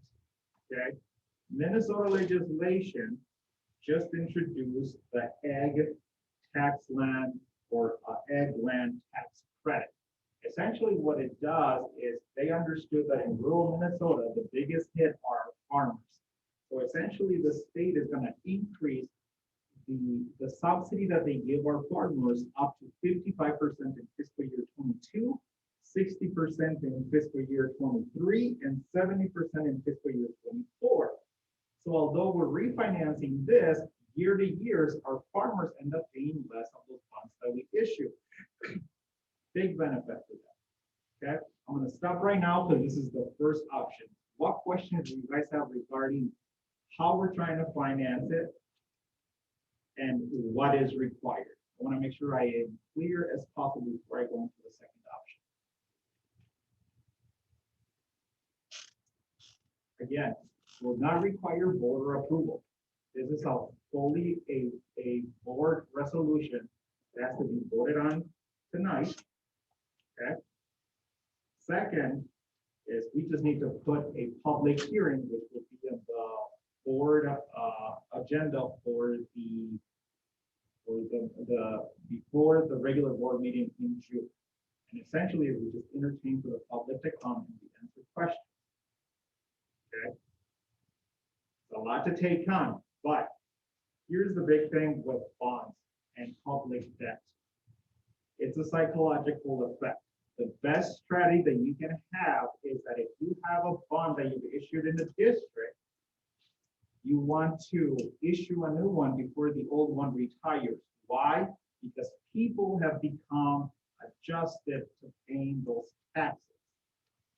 The biggest error that school district can do is settle a bond and let it retire and then have that impact go to the taxpayer's pocket, because when you try to push for a new bond, it's going to be difficult to do.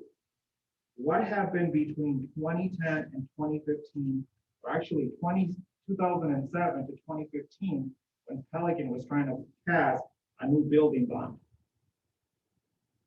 It didn't go very well, right? And I'm trying to be as honest and candid as possible.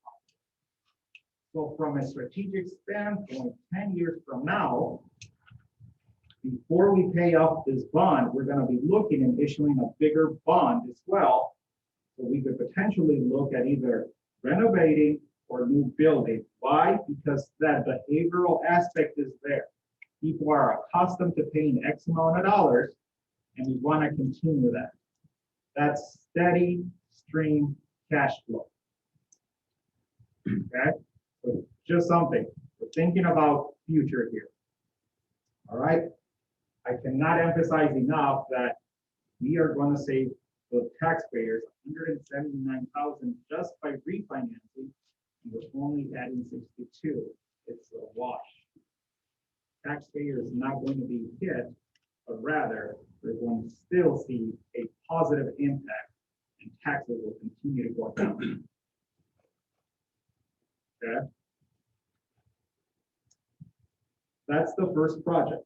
The second project is we went back to the engineers and we said, hey, what if we do the south end as well, right?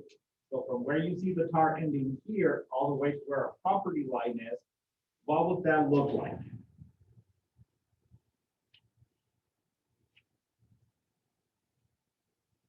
The cost came back at $750,000. So we could potentially issue a bigger bond for $776,000. Okay. The difference is rather minimal. It's about $1 difference in terms of homes. So if we issue the first bond of 525, a house worth 150 is going to pay $4 a year additional. If we issue a bond of 776, they're going to pay $6. If we move down to our commercial, a business that's valued at $1 million is going to pay 60 on the first option, 88 on the second option. Our apartment buildings, if we look at an evaluation of $1 million, they're going to pay 39 on the first, 57 on the second. When we look at our brand seasonal rec, they're looking at $8 versus 11. And when we look at Eggland, that is Homestead, previously up to 5,000 acres was at 3 cents per acre. The new one will be at 5 cents per acre. Okay. Pros and cons to both of them. The first one, smaller project, smaller scale, more affordable. Second project, bigger project, bit more expensive, but not by much. So the question is, what does the board want to do? Do we make the investment now? Like Trev said, it's been over 65 years that we've been looking at this issue and scratching our head. Is do we look at it from a safety standpoint, from an access standpoint, or from a community standpoint? And you can really not go wrong with either one. Brady, can you pull up that picture that shows that doing that west of the baseball field and south? This area up on top is 115 feet wide. When you get down here, you can see how the grass is encroached a little bit. When you get down to Southtown or that drive, I suppose it'd be 9th down there, it's about 65 feet. So it really funnels down. The proposal is to make it 115 feet wide the whole way. In talking to Bob Schleman from Apex, we would maybe look at tapering a little bit because it really kind of gets over into here. You know, whether we want to do it or not, it's just a thought. There's also, when you get about there, if you notice, it's pretty flat. And then all of a sudden it really kind of roller coasters off, it drops. There's quite a hump on that hill that in looking at it can be shaved off and make that hill less dramatic. Or so it's not such a steep drop. It actually goes up a little bit. Tomorrow when you go down there, take a look at that. It goes up before you go off it. That can get pulled back in here, flatten that out more, and we'd have more flat space up there. 65 feet, we also looked at going 65 feet wide. I think that's too narrow. By the time you park a bus here, I don't think you really have enough room to park another car. So I would say at least 90 feet or just settle at maybe 100. 100 feet wide, be parking on the west side, east side, drive lane in the middle. You know, during large events, football games, large track meets, that all gets full. It's busy. We'll stack, you know, in the good old days when we had a real Hank Emmel meet where we had 12, 13 teams, you know, with all those buses stacking here, and then you have all the vehicles. That whole area is full.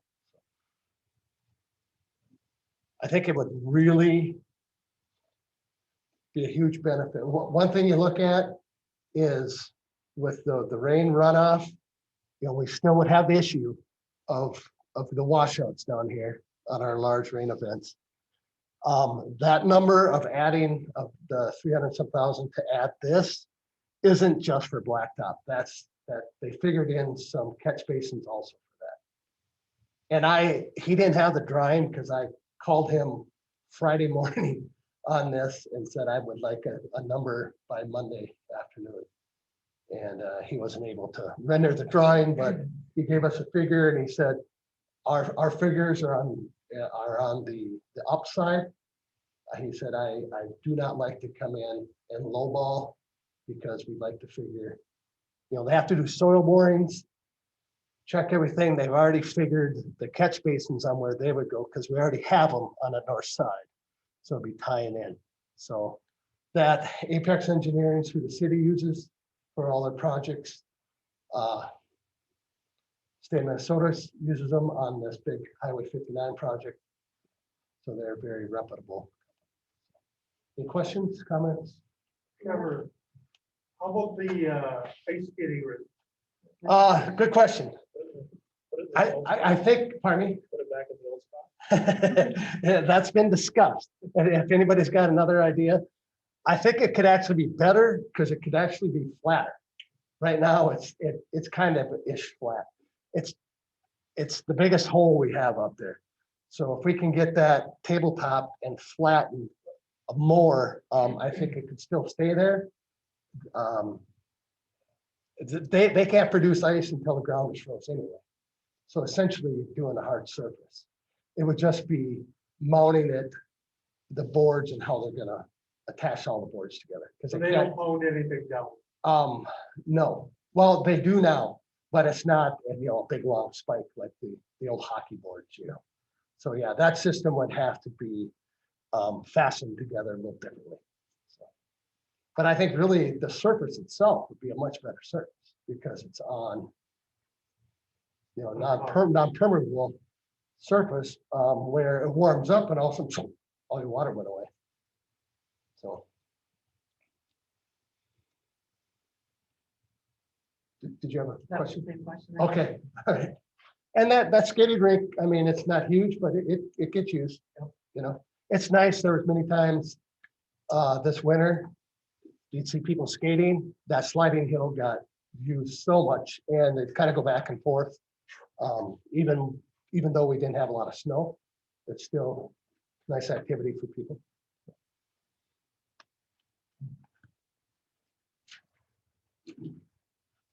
Report February awards.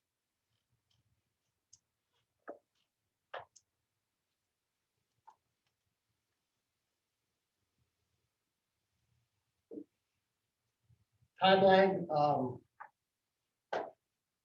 approval, they would get rolling on this right away, and they're confident that it'll be done by time school starts.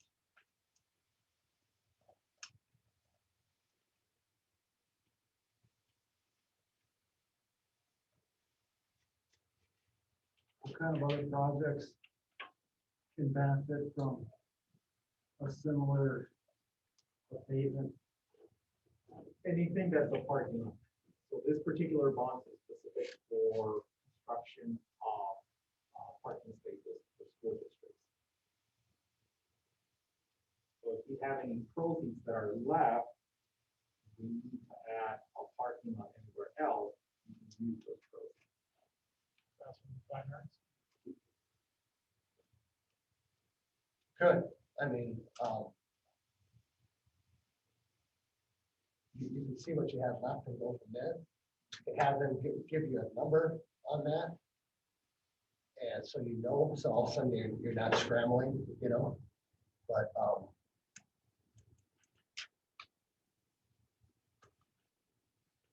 I don't expect you to teach me like public finance. No, one, I like my yard. We're talking about 500 to 750. Yep.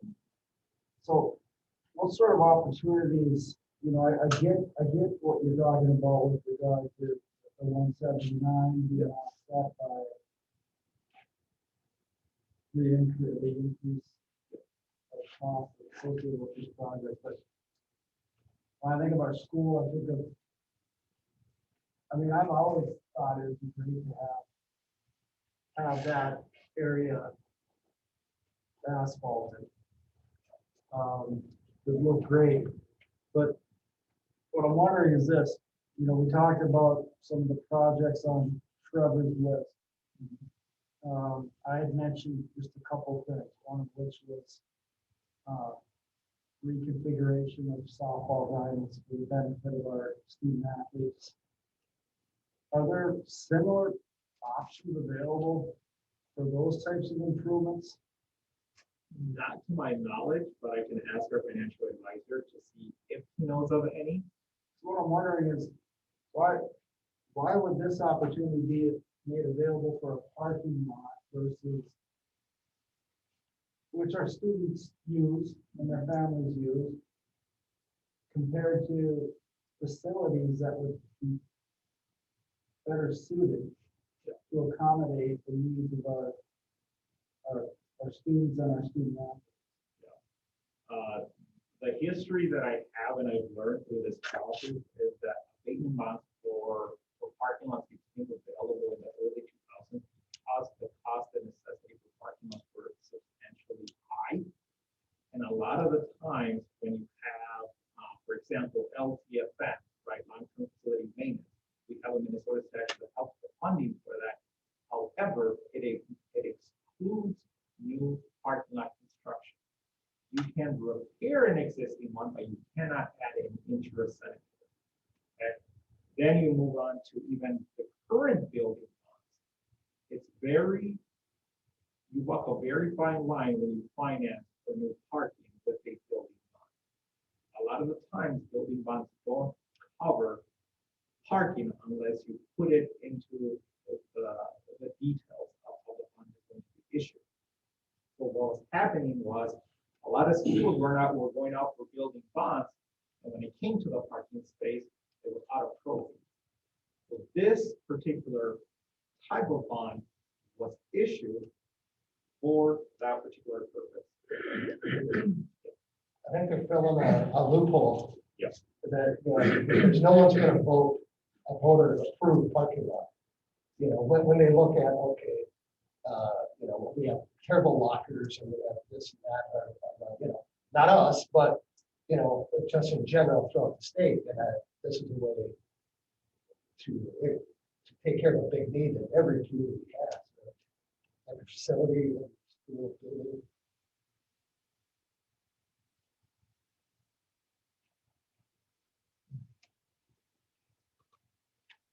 How much does it cost to maintain the lot the way it is right now? Like, what does that compare to?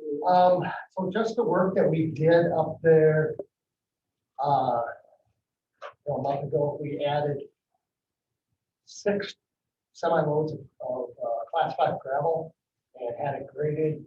I think we spent $4,000 just on that, to do that. So to answer your question, right around 5,000. You know, some years we spent $1,500, but we didn't use it like we are now. You know, I would have a couple loads brought in, we'd spread them out, just basically to keep up with what washed down. What went into the storm drain. But now being used all the time, we're gonna be up in that 4 or 5 grand range, just in, you know, keeping up with gravel. So the other cost that you look at, if you remember our LTF projects, we're starting to seal coat. And when we seal coat, we continually crack seal. So last year, for all of our parking lots, for the whole district and the area around the concession stand at the football field, we spent about $3,500 on crack seal. We had a local company that was doing the township lot roads. They came in, did a really nice job. So we continue with that. So this year we're spending about $15,000 on seal coating, and then that also includes new stripe. So whenever you seal coat, you paint a lot for parking spots. So in order to do that cycle, we're going to do about half this year, half next year. So that puts our lots in about that 5 to 6 year range. They used to say 10 years, but you don't want to go too long because then you get rid of all your wear surface. So. And then that one would get put into the rotation. And obviously we try to do 2 different sections. You know, one big one, probably the east-west one, 1 year, might run you $15,000 to do that, and then do the north-south lot on the west side of the baseball field.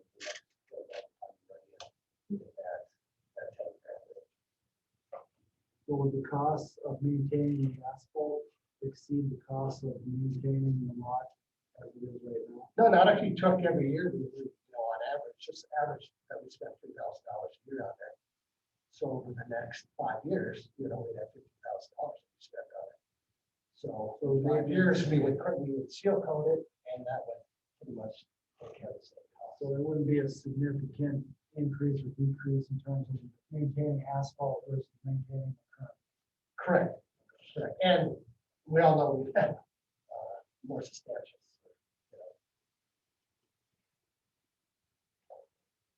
You know, as far as adding to our operating budget, no.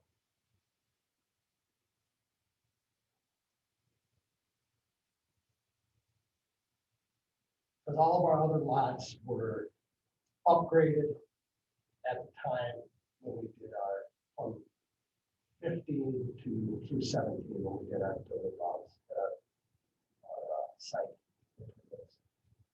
The nice thing with that, you'd have drains in there. 'Cause right now, no matter where they put the stove, it always drains to the west. It always goes towards that entrance.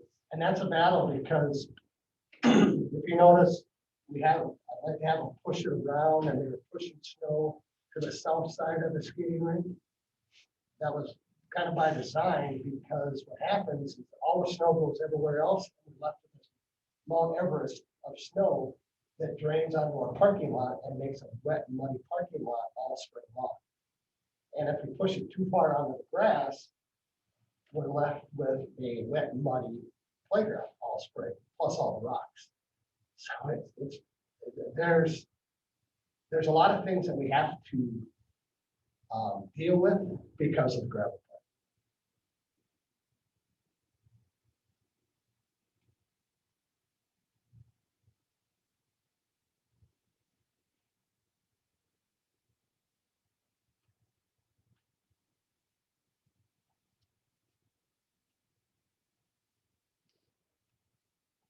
You get a lot of feedback on the parking lot as far as it being gravel versus paved surface, or not really, yes. No. No. Derek, do you with the game? Something to say? Springtime is when it's the worst, is when it melts, and Trevor and the crew do a good job of getting the potholes filled in, and Probably one of the worst things we deal with right now is it's dry and it's windy.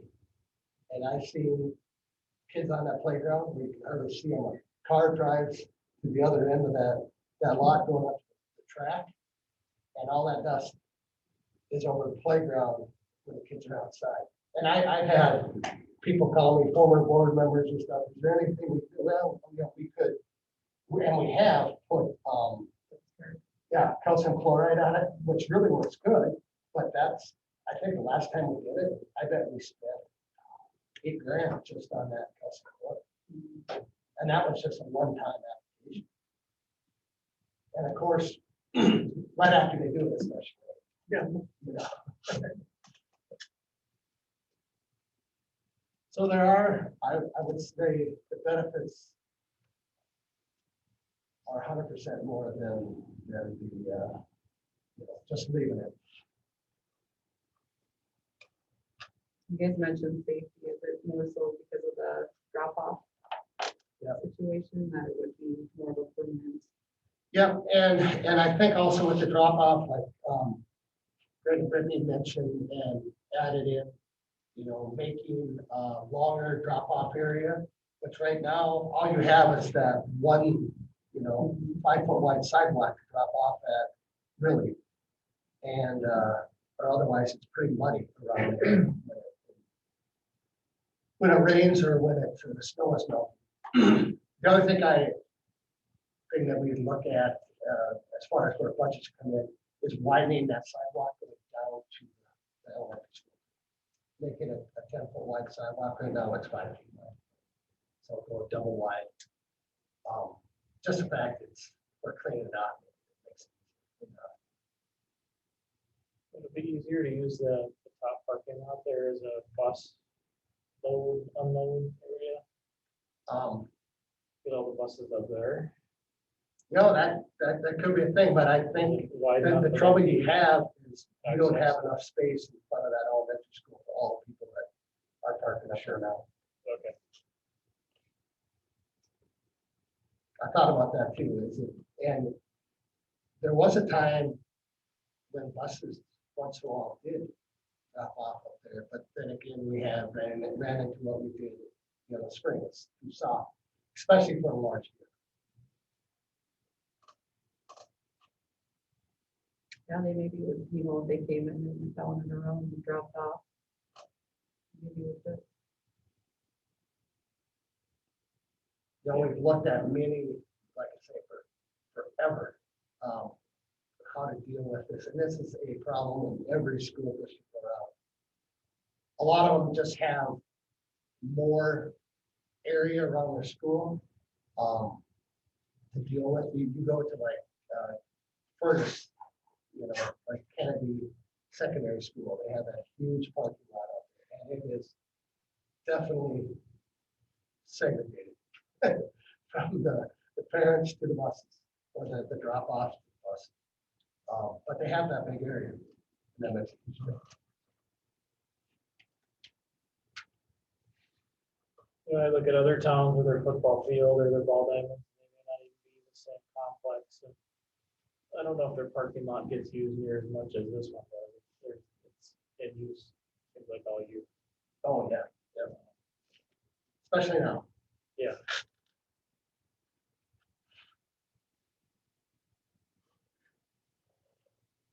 I think it'd be a nice finishing touch on a really nice. Yeah, really nice.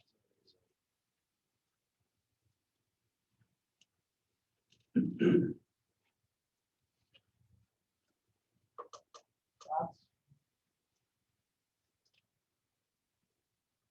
Brittany? Wish I had this information before today.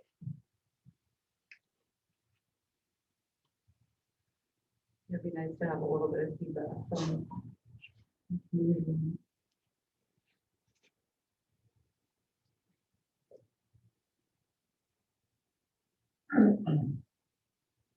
They have to have a public hearing. Right? Yep, we have to have a public hearing.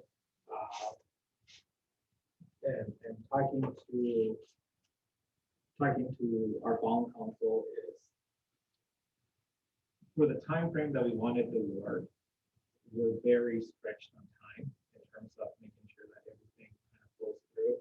Because essentially what we would like to do is, and know that passing the resolution does not necessarily entitle you to issue the debt. You can pass the resolution today and later on say, you know what, maybe it's not for us. We can back out from issuing the debt. Okay, so that's a possibility.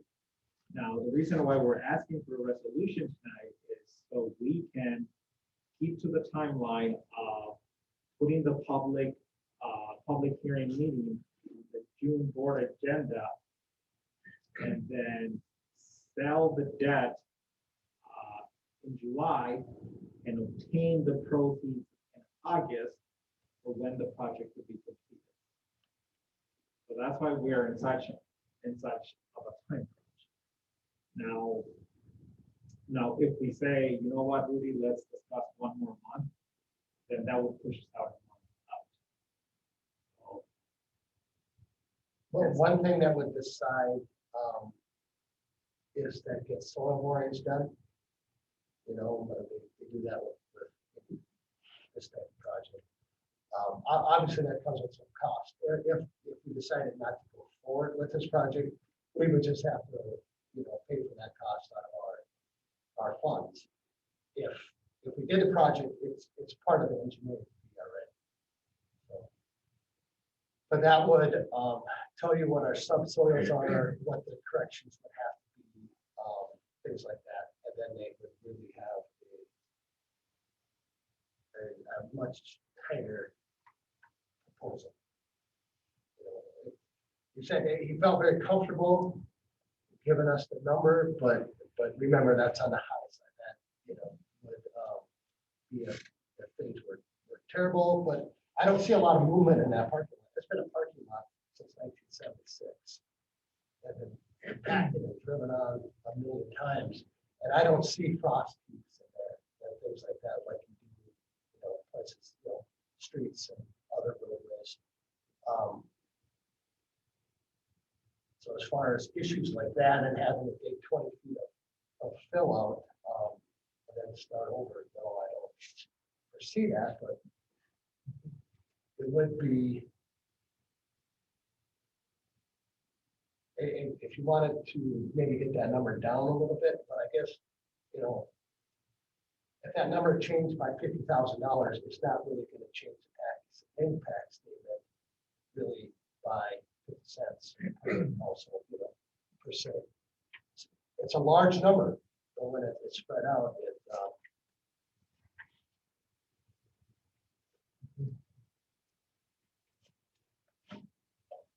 So even with this project, and with the refinancing we've done, we're still going to see a net decrease in tax impact.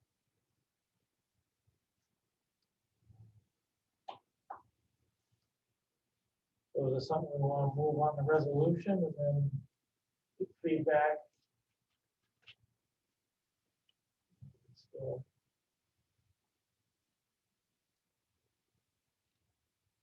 steer it after that.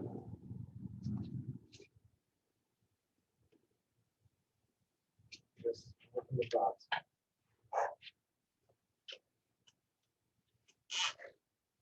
What's that risk if we postpone the decision until next meeting?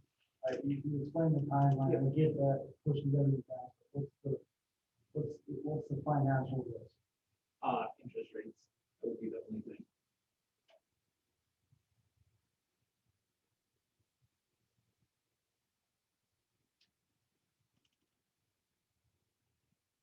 I mean, I don't watch the rates carefully, especially when it comes to public financing related purposes and separate. is there anything in your mind that leads you to an opinion that the rates would significantly change between now and 30 days from now? I do not.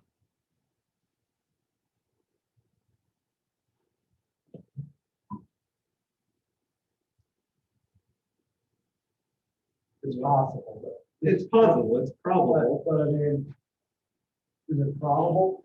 it's probable, but market fluctuation has not been, we have a very good stable interest rate. In fact, you're talking about what might potentially happen here with the Build Back Better plan that the federal administration might potentially pass. But we don't know if it will or not, but anyway, that's gonna be a big subsidy to interest rates. So they might potentially go down, giving us a better rate. But, who knows? They could be that with the turmoil that's happening in the Middle East, then potentially interest rate might raise. We don't know, right? Everything is tight nowadays. So just keep that in mind that interest rates are very volatile. But what I've seen lately is they've been pretty stable. I guess I want to know as a board where you guys are at. How comfortable are you? What information do you need? What kind of feedback do you want? Because this particular process is a little bit backwards than what we're traditionally doing. We have the resolution to then open up a public hearing, where other bonds are the other way. You open up a public hearing, then you get order, then you go out to vote. So a little bit of what difference. Again, this only requires your guys' authority. I would say the only thing that could change, is probably more significant than the interest rate, although the interest rate is overall pretty, is the price of oil, because you're dealing with a lot of oil right there in bituminous product, and that is a direct correlation when you do asphalt projects. I would say access to material. Yeah. What we know right now, it's the shortage of a lot of material. So this would be to get the timeline going to set the hearing. Is there a time frame when the hearing has to be held? I see you have it. Yep, I believe it's been 30 days. So it's our next June meeting at 5:30. So if we don't approve tonight and say we approve in June, we'll be looking at a July board meeting unless we have this special board meeting. And we can always have a special board meeting between meetings to see if we have more time to think about what it is. But then again, like I mentioned, if we pass a resolution today, it does not entitle you to issue the debt. For public hearings held, is there an opportunity for that, for the gymnasium or auditorium to be utilized to accommodate space for? Most of the time on a public hearing like this, I don't think we've had anybody show up. Oh, I know, I realize, I remember, what was the last public hearing we had in a small auditorium for the bond? There was, what was it, maybe 20? Was there only 4 there? Yeah, the operating referendum, we had 4 people. So, and that was a 24 administrator, so it impacted. Yeah, I think that was common. No, I know that, I realize that, I was just curious as to whether or not the public hearing would be done virtually. What would be anticipated, right? We would definitely open up virtually. I think what we would do is kind of keep up with the current guidelines in terms of where we would open it up, who would have access to it, what kind of face covering guidelines will be. But we're more than happy to host it at the auditorium. I think it's a plenty of space. We're really talking to all the experts. Stillwater just passed a similar bond for $2.5 million. And 2 people showed up at their meeting. So I understand where where I placed you guys, trying to figure out what the public perception is. And I'm not gonna minimize it. But I think we can capitalize on this project and sell on the safety aspect of it, let alone that it's been a constant conversation for the last 25 years.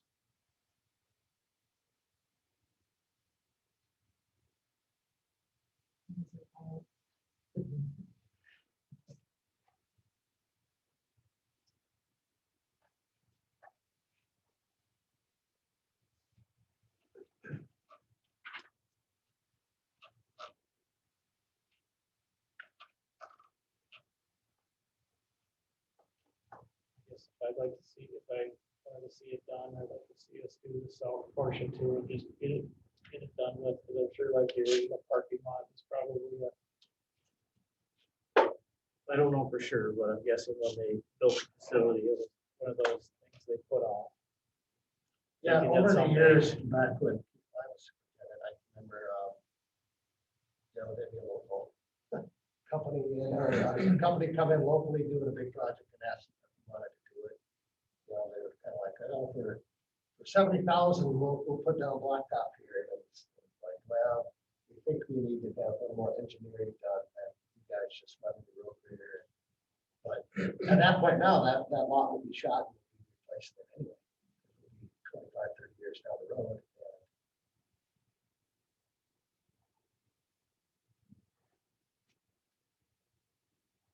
You guys take time to think, will you guys be willing to take 1 week? And I don't even know what is it that you guys need in terms of that. Potentially talking to some of your constituents to see what they feel, get public input in terms of what it is developed. Because we can always put out a special board meeting to take action. I think my biggest concern is, while we all see the need and agree that it's a good project, how many people will look at it and say, it's just a stupid parking lot, why are you doing that? I think that's my biggest concern. It's more of letting others understand why. people that don't deal with commercial building, if you know the expense, just like tonight, you guys, okay, the LPFM stuff for, $180 some thousand for the project. Joe Public looks at that, and they're like, holy smokes, that's a lot of money, and it is, I don't minimize it. But when you're dealing commercially and industrially, big numbers are the norm, and it's just wrapping your head around it, tar your driveway at home, you almost want to tip off your couch because it's expensive, But you can't just tar your driveway. Then you have to do the grading, and then you need something on the bottom, so that doesn't. Right. Through that. It's the whole thing. happen. So one thing we really looked at on this project, I know as a board member, I feel like this is like, oh, it's not just about information. And it is, apologize, but this is a engineered project. It's not just Trevor standing out there directing the time machine, which is not in my wheelhouse. Once we started looking at this, and we were originally looking at just doing a small area, and I called up Apex and he came down and said, yeah, you could do the first 200 feet for X amount of dollars, but you're still going to have to put that grade system in. And now you're going to have all that gravel coming onto your tar, and how you're going to deal with that. So you would have a patchwork of a project. And you need to have a certain dollar amount to bond anyway. So that would be something that would just take it out of budget. Yeah, and the minimum to go out for abatement on is 500,000. So we're looking at it, we barely qualify. We need to bring back the work session.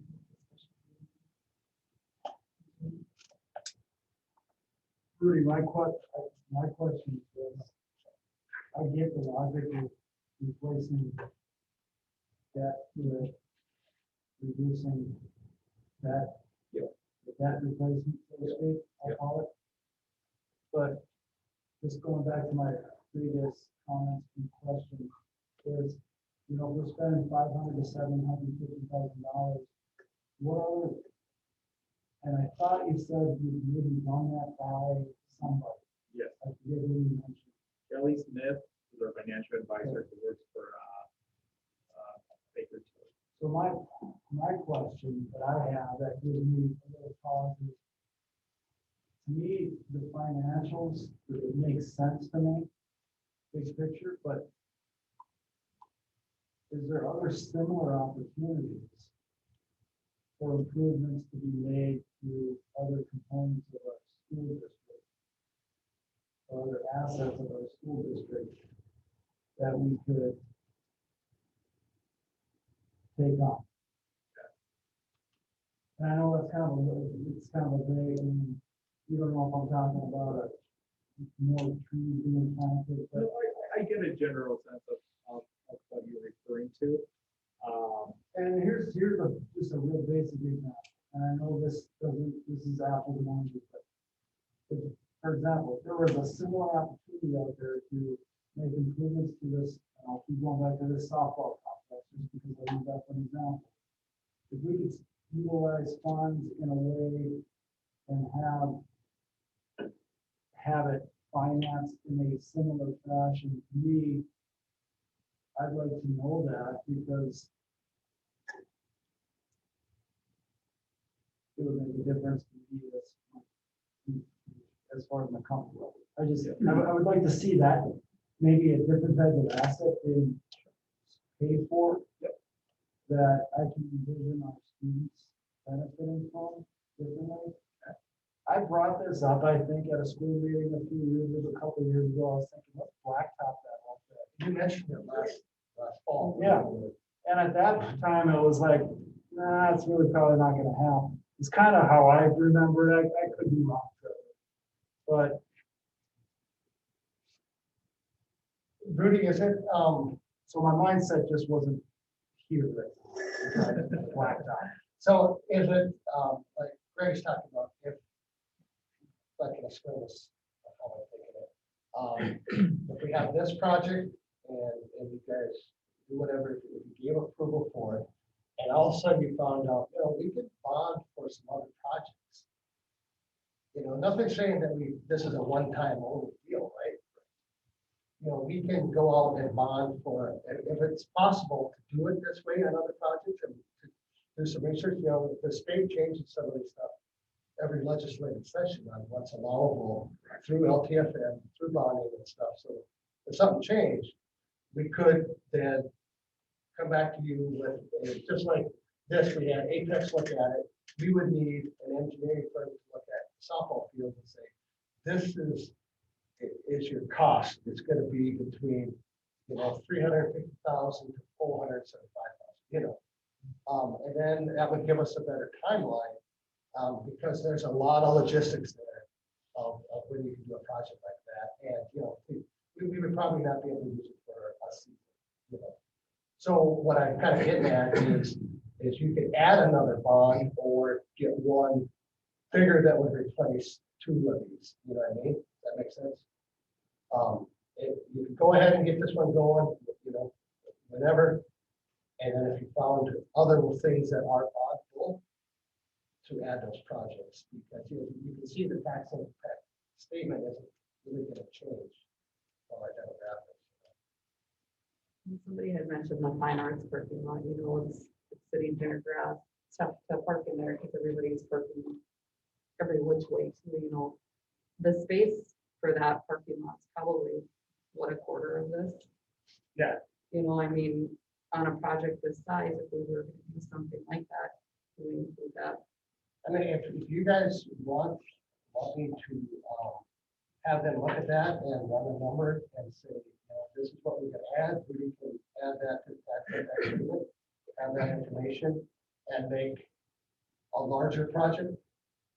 Well, that's easily done. I'm just thinking if we're talking about, you know, and if we do approve to do something like this, does it make sense to do that now to the equipment here? Yeah, because I don't know when we would do that. Right. Here, I'll do just a quick cost analysis. This is, let that occurs when you know too much about Excel. I was able to break the macro of the financial advisor, so I can plug in any number, give you guys an idea. Say, for example, if you offer $1 million bond, and say we go over 10 years, and the tax impact, will say it's $110,000 a year to our tax base.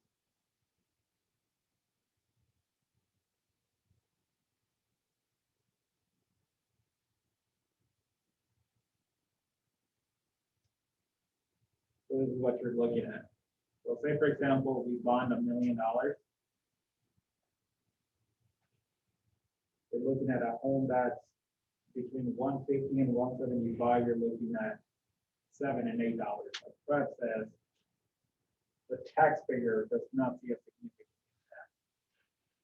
So say I go down to now our commercial property, a business that's evaluated at $1 million, their tax bill is going to go up 105. If you go now to our apartment building, they're going to go up about $68. If you go to our seasonal rec, our $250,000 mansion, are going to go up $14 a year. If we look at our eggland, it's going to stay the same. So can you explain to me first, so we restructured and are saving a bunch of money. Yeah. But yet with this, the taxes will go up. No. So, Okay, so this is what's happening here. So Rudy, how much are they saving? What's So on that? 179 minus 62, so the taxpayer is going to save $110,000 a year. So we refinanced about $25 million, which is going to give us $179,000 spread out through everywhere, right? So we're saving $179,000, so we're up here. And now we're introducing new debt of 62, so here. So that difference is still going to be a positive effect to the taxpayer. So essentially, we can say we saved you 179, but we're adding 62. The difference is what you're going to see in your tax bill. But even on $1 million one, it would save about 60,000, right? Yeah, that's the thing. I guess what's getting me is saying that this person's taxes will go up $10 a year, but yet you're saying you're saving. Exactly. And then when we do the public hearing, I'll have a better presentation report with analytics showing them and reminding the taxpayers that we've refinanced $25 million worth of bonds, saving them $1.79 million over 10 years.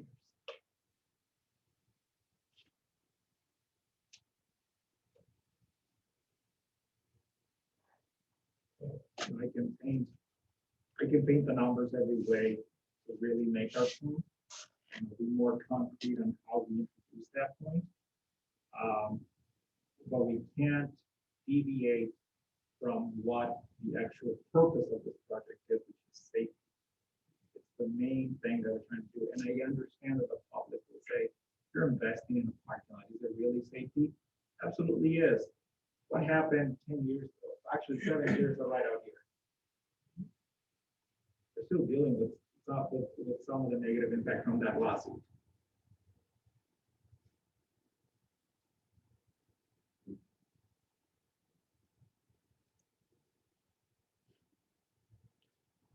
Okay. It'd be kind of nice to have it, put together in terms of what our opportunities maybe are. So we can make the best decision possible. I mean, if we pass a resolution, does that set it in stone? That this is it, or No. you can still adjust and adapt? Or is that still to be determined? It's still to be determined. Primarily the resolution does ask for a specific dollar value, so we can always amend it. We can pass a resolution the resolution does two things. It puts us in timeline for when we want the proceeds. And it opens up for the public hearing that will be scheduled for the June 4th. So that's essentially what the resolution does. And it doesn't lock us It does not, no. It's just like when we're going to buy it. You like a home, put in an offer, and then you go, no, thank you. So if we're gonna go to that south parking lot, is there a definitive number we should put towards the resolution right now? It's at 600,000, and if I'm reading it right. Yep, so the resolution that you have, John, is for the project that just takes a look into that north section. And that what the resolution reads 600,000 because you take the principal plus the interest. But if we're looking at it all together, I believe the number is 825,000.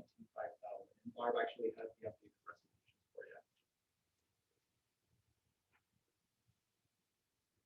resolution for you. 885.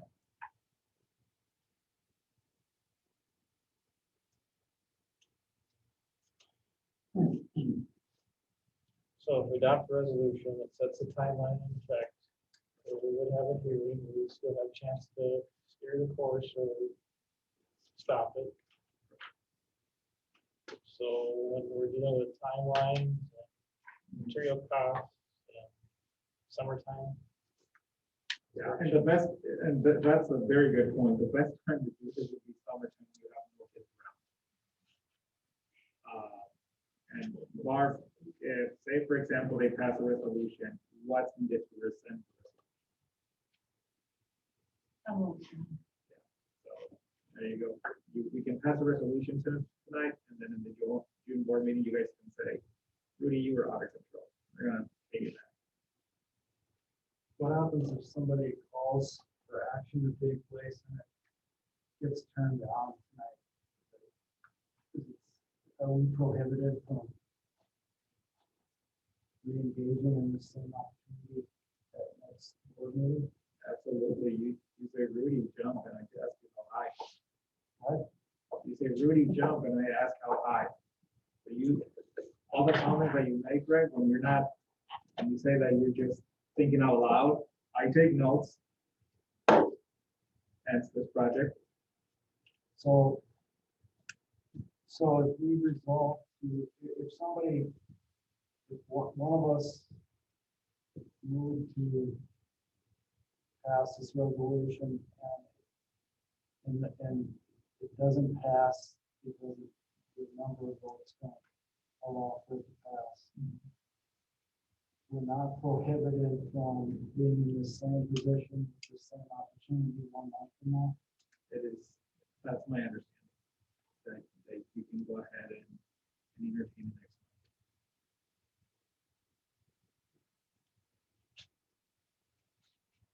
next one. So Rudy, just so I understand, let's say someone got a $200,000 house. They're currently gonna save about $15 or $16 a year, right? Right. And then, so if we did this, they would have $10 back on, so they would still save like $5 or $6 on their bill extra on the tax, correct? Economically, I'm all in favor of it, but I suppose this is the political part, it's the perception. Sometimes is the reality. We see that good time, sparkling, beautiful parking lot, which I'd love to see, by the way. I don't know if that's my thinking of this. I mean, obviously, if this was a decision I was making with regard to an improvement in my house, I would do it in an absolute heartbeat, but you know, I would hope that a lot of taxpayers would come to this public hearing and all public hearings that we have, just to avoid those situations.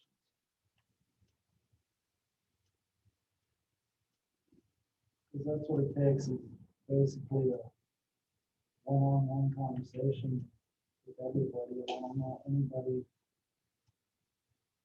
that would really see the downside from a financial perspective.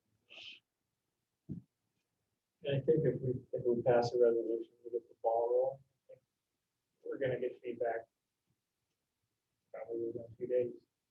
Pro and con. They just, they have that 10%. Step away for a quick phone call. I'm actually calling Kelly, just asking a few questions. Or do you have the updated resolution I should read if that's the case? If we decide to go with the big project resolution? This is the. Yeah. 750. Is that gonna cover the sum? That's That's the full project. okay. For some reason I had 85. Well, it says not to exceed 85 later in that. Oh, okay.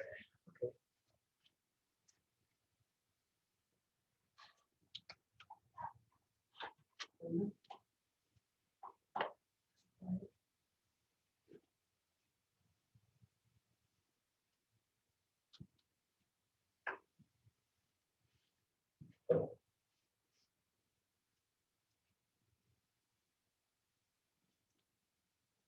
Baseball Association.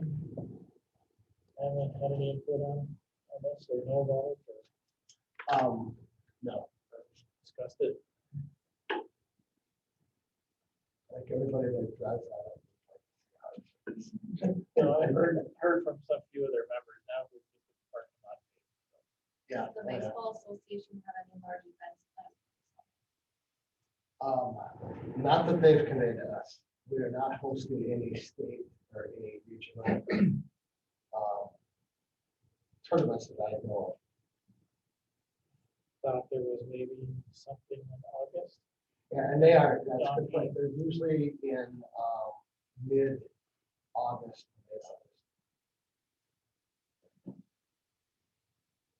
And a lot would still be accessible because we have summer activities and you have Babe Ruth or whatever it's called now and all that stuff.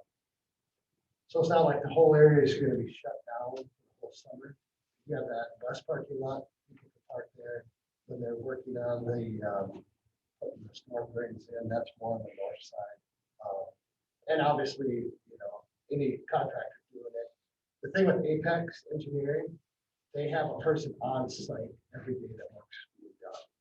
So there's an engineer telling them, you have to make sure you do it this way, that way, that safety things. Because you have kids that, just the nature of where it's at, there's going to be a little traffic, foot traffic. So they take all that into consideration.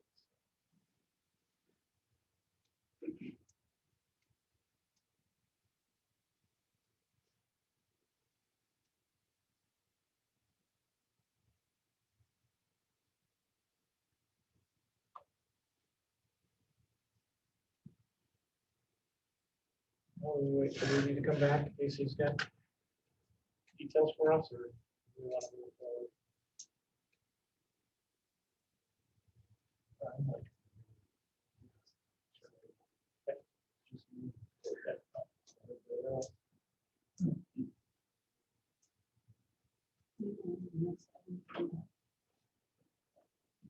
He's got that too. LPL.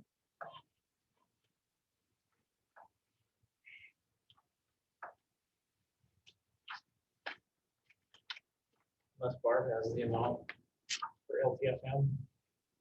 No, I don't. Okay. It's 180.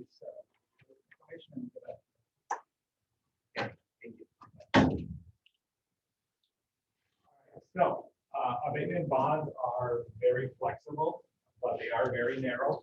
Very flexible in the sense that if you guys vote down the motion today, so if somebody proposes a motion and it gets voted down, you can entertain that same resolution at the next board meeting. So if somebody passes one, gets voted no, in June, we can bring it up again.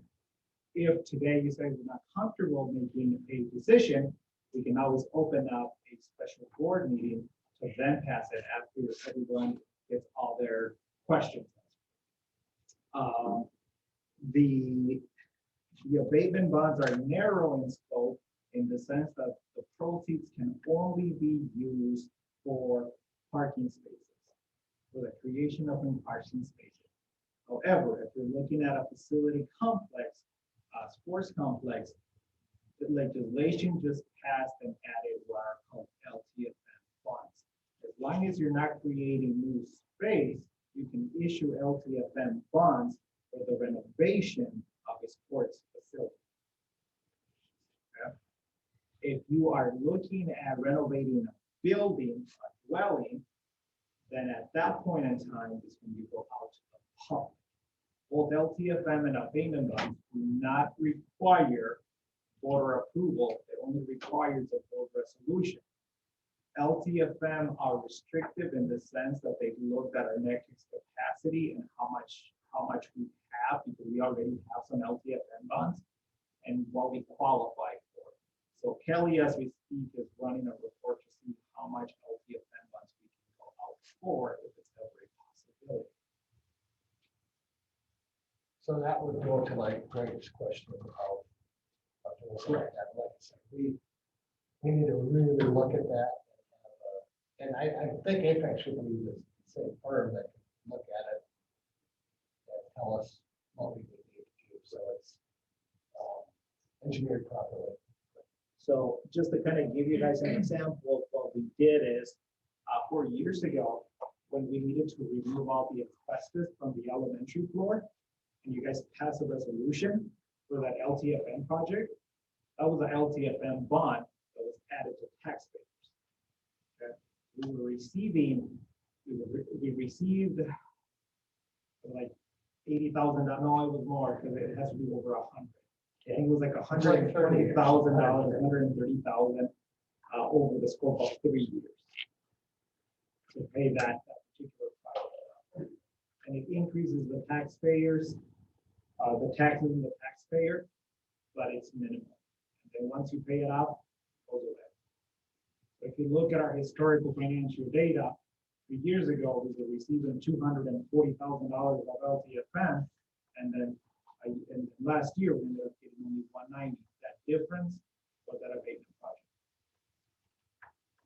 So the pot of money is limited Correct. based on tax capacity too? or- Yep, based on tax capacity and how much LTFM funded we have out there already. So know that you're not locked in if you decide to table this. If it's a project that you guys definitely want to entertain, which I'm 100% in favor for, is what information that you need. I'll help you guys sell to the public. It's you guys tell me what do you need. And I'll be more than happy to provide it.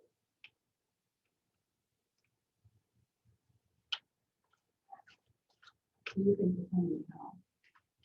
I'm sorry. Do you think the time is now to do this project of the district planning? I really do. And the reason why I say the time is now is because we're issuing new debt, but at no cost to the taxpayer and no cost to our bottom line. That's why this opportunity, when we started exploring it, was extremely easy. And there are a lot of municipalities, if you pay attention, that do the same thing. Once Old Pond gets retired, they do a remodeling project, rebuilding project. They don't usually require a lot of the taxpayers to do it, but they do it all the time. Although minimal, it does affect the taxpayer. Yes, Oh, yeah. I mean, yes. The message isn't that if we pass this, that it increases what the taxpayers pay.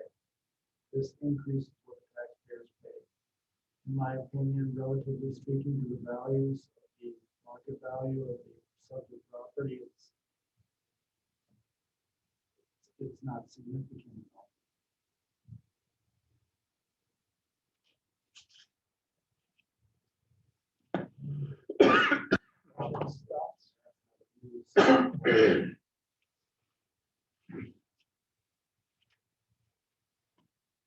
We could do it this way. I'll make a motion to we I'll make a motion for the resolution relating to the proposed property tax abatement for parking lot reconstruction project for the full scope of the parking project.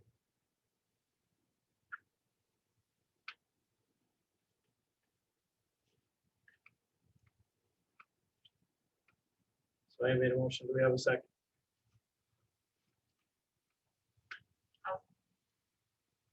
Second by Molly. Okay, I will read it off. A resolution relating to the proposed property tax abatement for parking lot reconstruction project. Be resolved by the school board, the Board of Independent School District 548, Pelican Rapids, Minnesota District as follows. Proposed property tax abatement. Number one, district pursuant to Minnesota statutes, sections 469.1812 to 469.1815 as amended is authorized to grant an abatement of the property taxes imposed by the district on all properties within the district boundaries, parentheses collectively the property. If certain conditions are met through the adoption of the resolution specifying the terms of the abatement. If it has been proposed that the district undertake a parking lot reconstruction project between the Viking Elementary School and district and the district's athletic complex, which will enable the district residents to continue to conveniently and safely access these facilities and benefiting the property, parentheses, the improvements. In order to finance the improvements, it has been proposed that the board grant a property tax abatement on the property in the amount not to exceed $885,000 over 10 years, and then in parentheses, the property tax abatement, in parentheses. And that this board hold a public hearing on the proposed property tax abatement as required by Minnesota statutes, section 469.183, subdivision 5. Number two, public hearing. A public hearing is hereby scheduled to be held on the proposed property tax abatement at 5:30 p.m. at the district offices at 310 South Broadway, Pelican Rapids, Minnesota. The school district clerk is hereby authorized and directed to cause notice of such public hearing in substantially the form of Exhibit A, here to be published in the official newspaper of the district no more than 10 days, but less than 30 days prior to the date of the hearing. Do I need to read Exhibit A, or is that what gets published? That's, you don't have to read that one. I don't have to read that. Okay. So this is the resolution, and how do you resolve? There's no discussion on the resolution, is there? Just for clarification, can I ask for clarification on the resolution? You say the publication notice has to be no less than 10 days and no more than 30 days prior to the hearing? Exhibit A, here too, to be published in the official newspaper of the district more than 10 days, but less than 30 days prior to the date of the hearing. Thank you.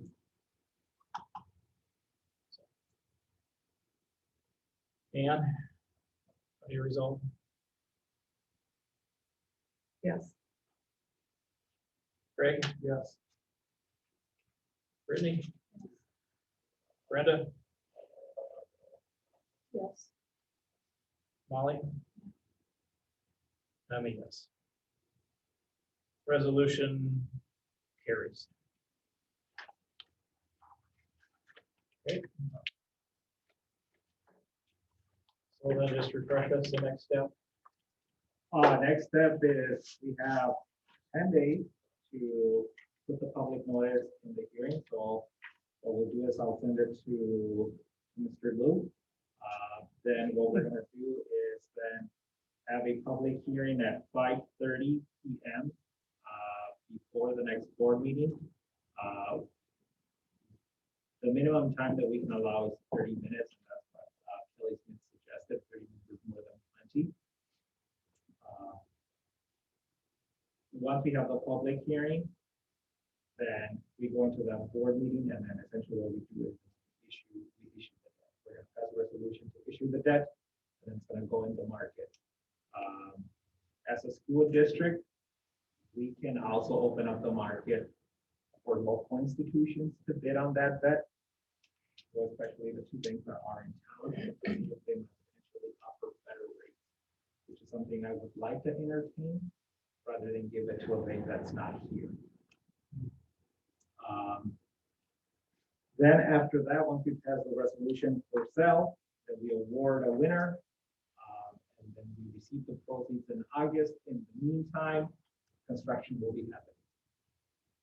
Now, at any point in time, if we decide not to issue the debt, we can rescind the resolution. So know that just because we passed it today does not mean that we are. It's set in stone. So we can always say, you know what, timeline is not.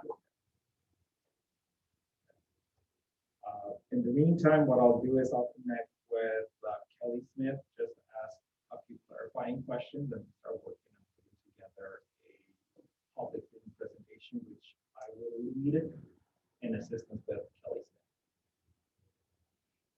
Smith. In terms of the design phase, if you guys have more input in terms of what we want to design, then connect with Mr. Nelson, Mr. Thorpe, and Mr. Steve to see if there's a different possibility.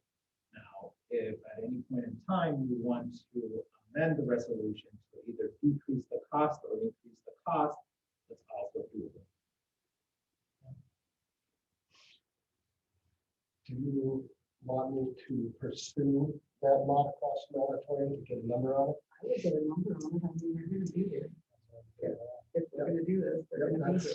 That's easy enough. Okay.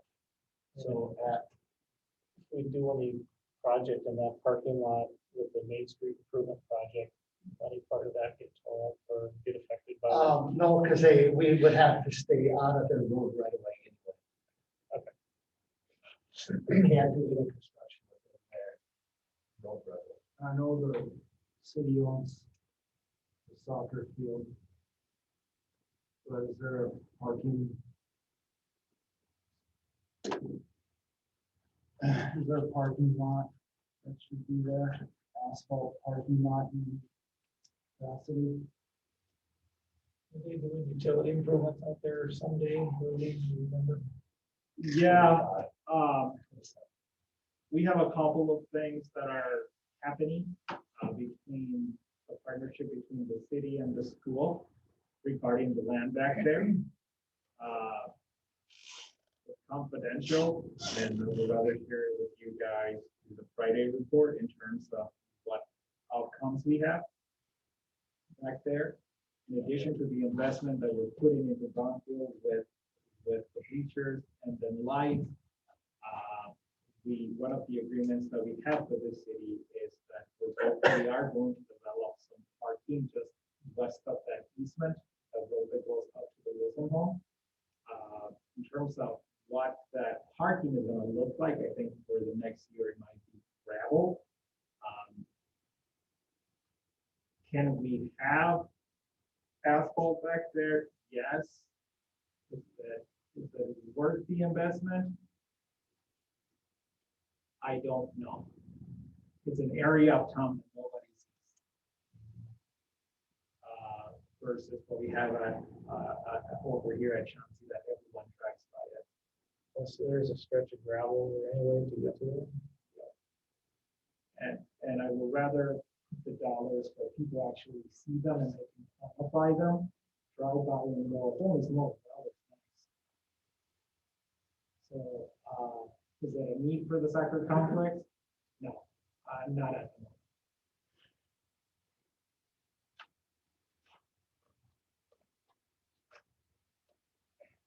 Okay. Well, should we go back to B? Yeah. I think so. Do we need to bring back the June work session? I think so. Okay. For the evaluation portion and whatever topics may surface.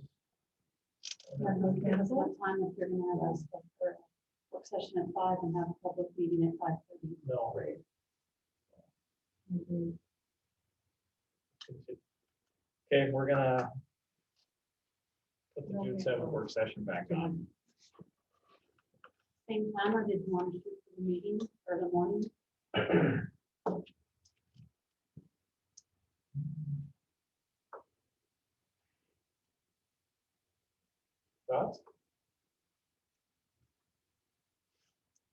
usually always work for me. Mornings work better for all of you. Mhm, yep.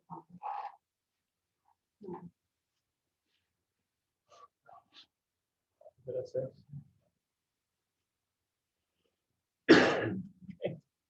Okay, we'll keep it at 6 unless somebody speaks up. Okay, let's move on to D now. LTFM fiscal year 22. We need to approve that.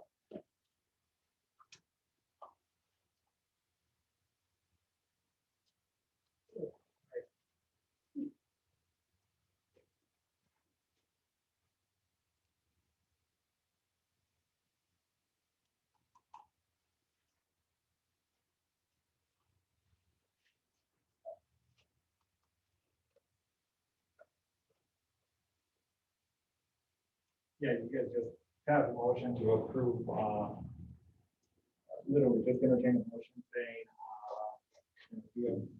IDS 548 approve LPFM project. Need dollar amounts on there. You do not need dollars, no. So we just need a motion? Yep. Not a resolution? No, just a motion. Okay. I'll make a motion to approve the LPFM as presented for fiscal year 2022. We have a motion by Brenda. We have a second.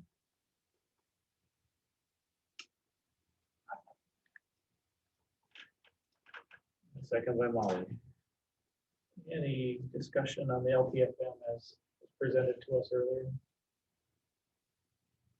Hearing no discussion, all those in favor signify by saying aye. I'll do a roll call again. Ann? Aye. Greg? Brittany? Brenda? Molly? I'm an aye. So LTFM was approved for fiscal year 22. Okay, upcoming meetings. We got that work session back on June 7th at 6 p.m. Regular meeting, June 21st at 6 p.m. Hearing. And potentially the hearing at 5:30 on June 21st. Okay, I'll entertain a motion to adjourn. Make a motion to adjourn. Motion by Brenda. Second by Brittany. Any discussion on adjourning? Hearing no discussion, all those in favor signify by saying aye. Roll call again, Ann? Aye. Greg? Aye. Brenda? Brent? Brittany? Aye. Molly? Aye. And I'm an aye. We're adjourned.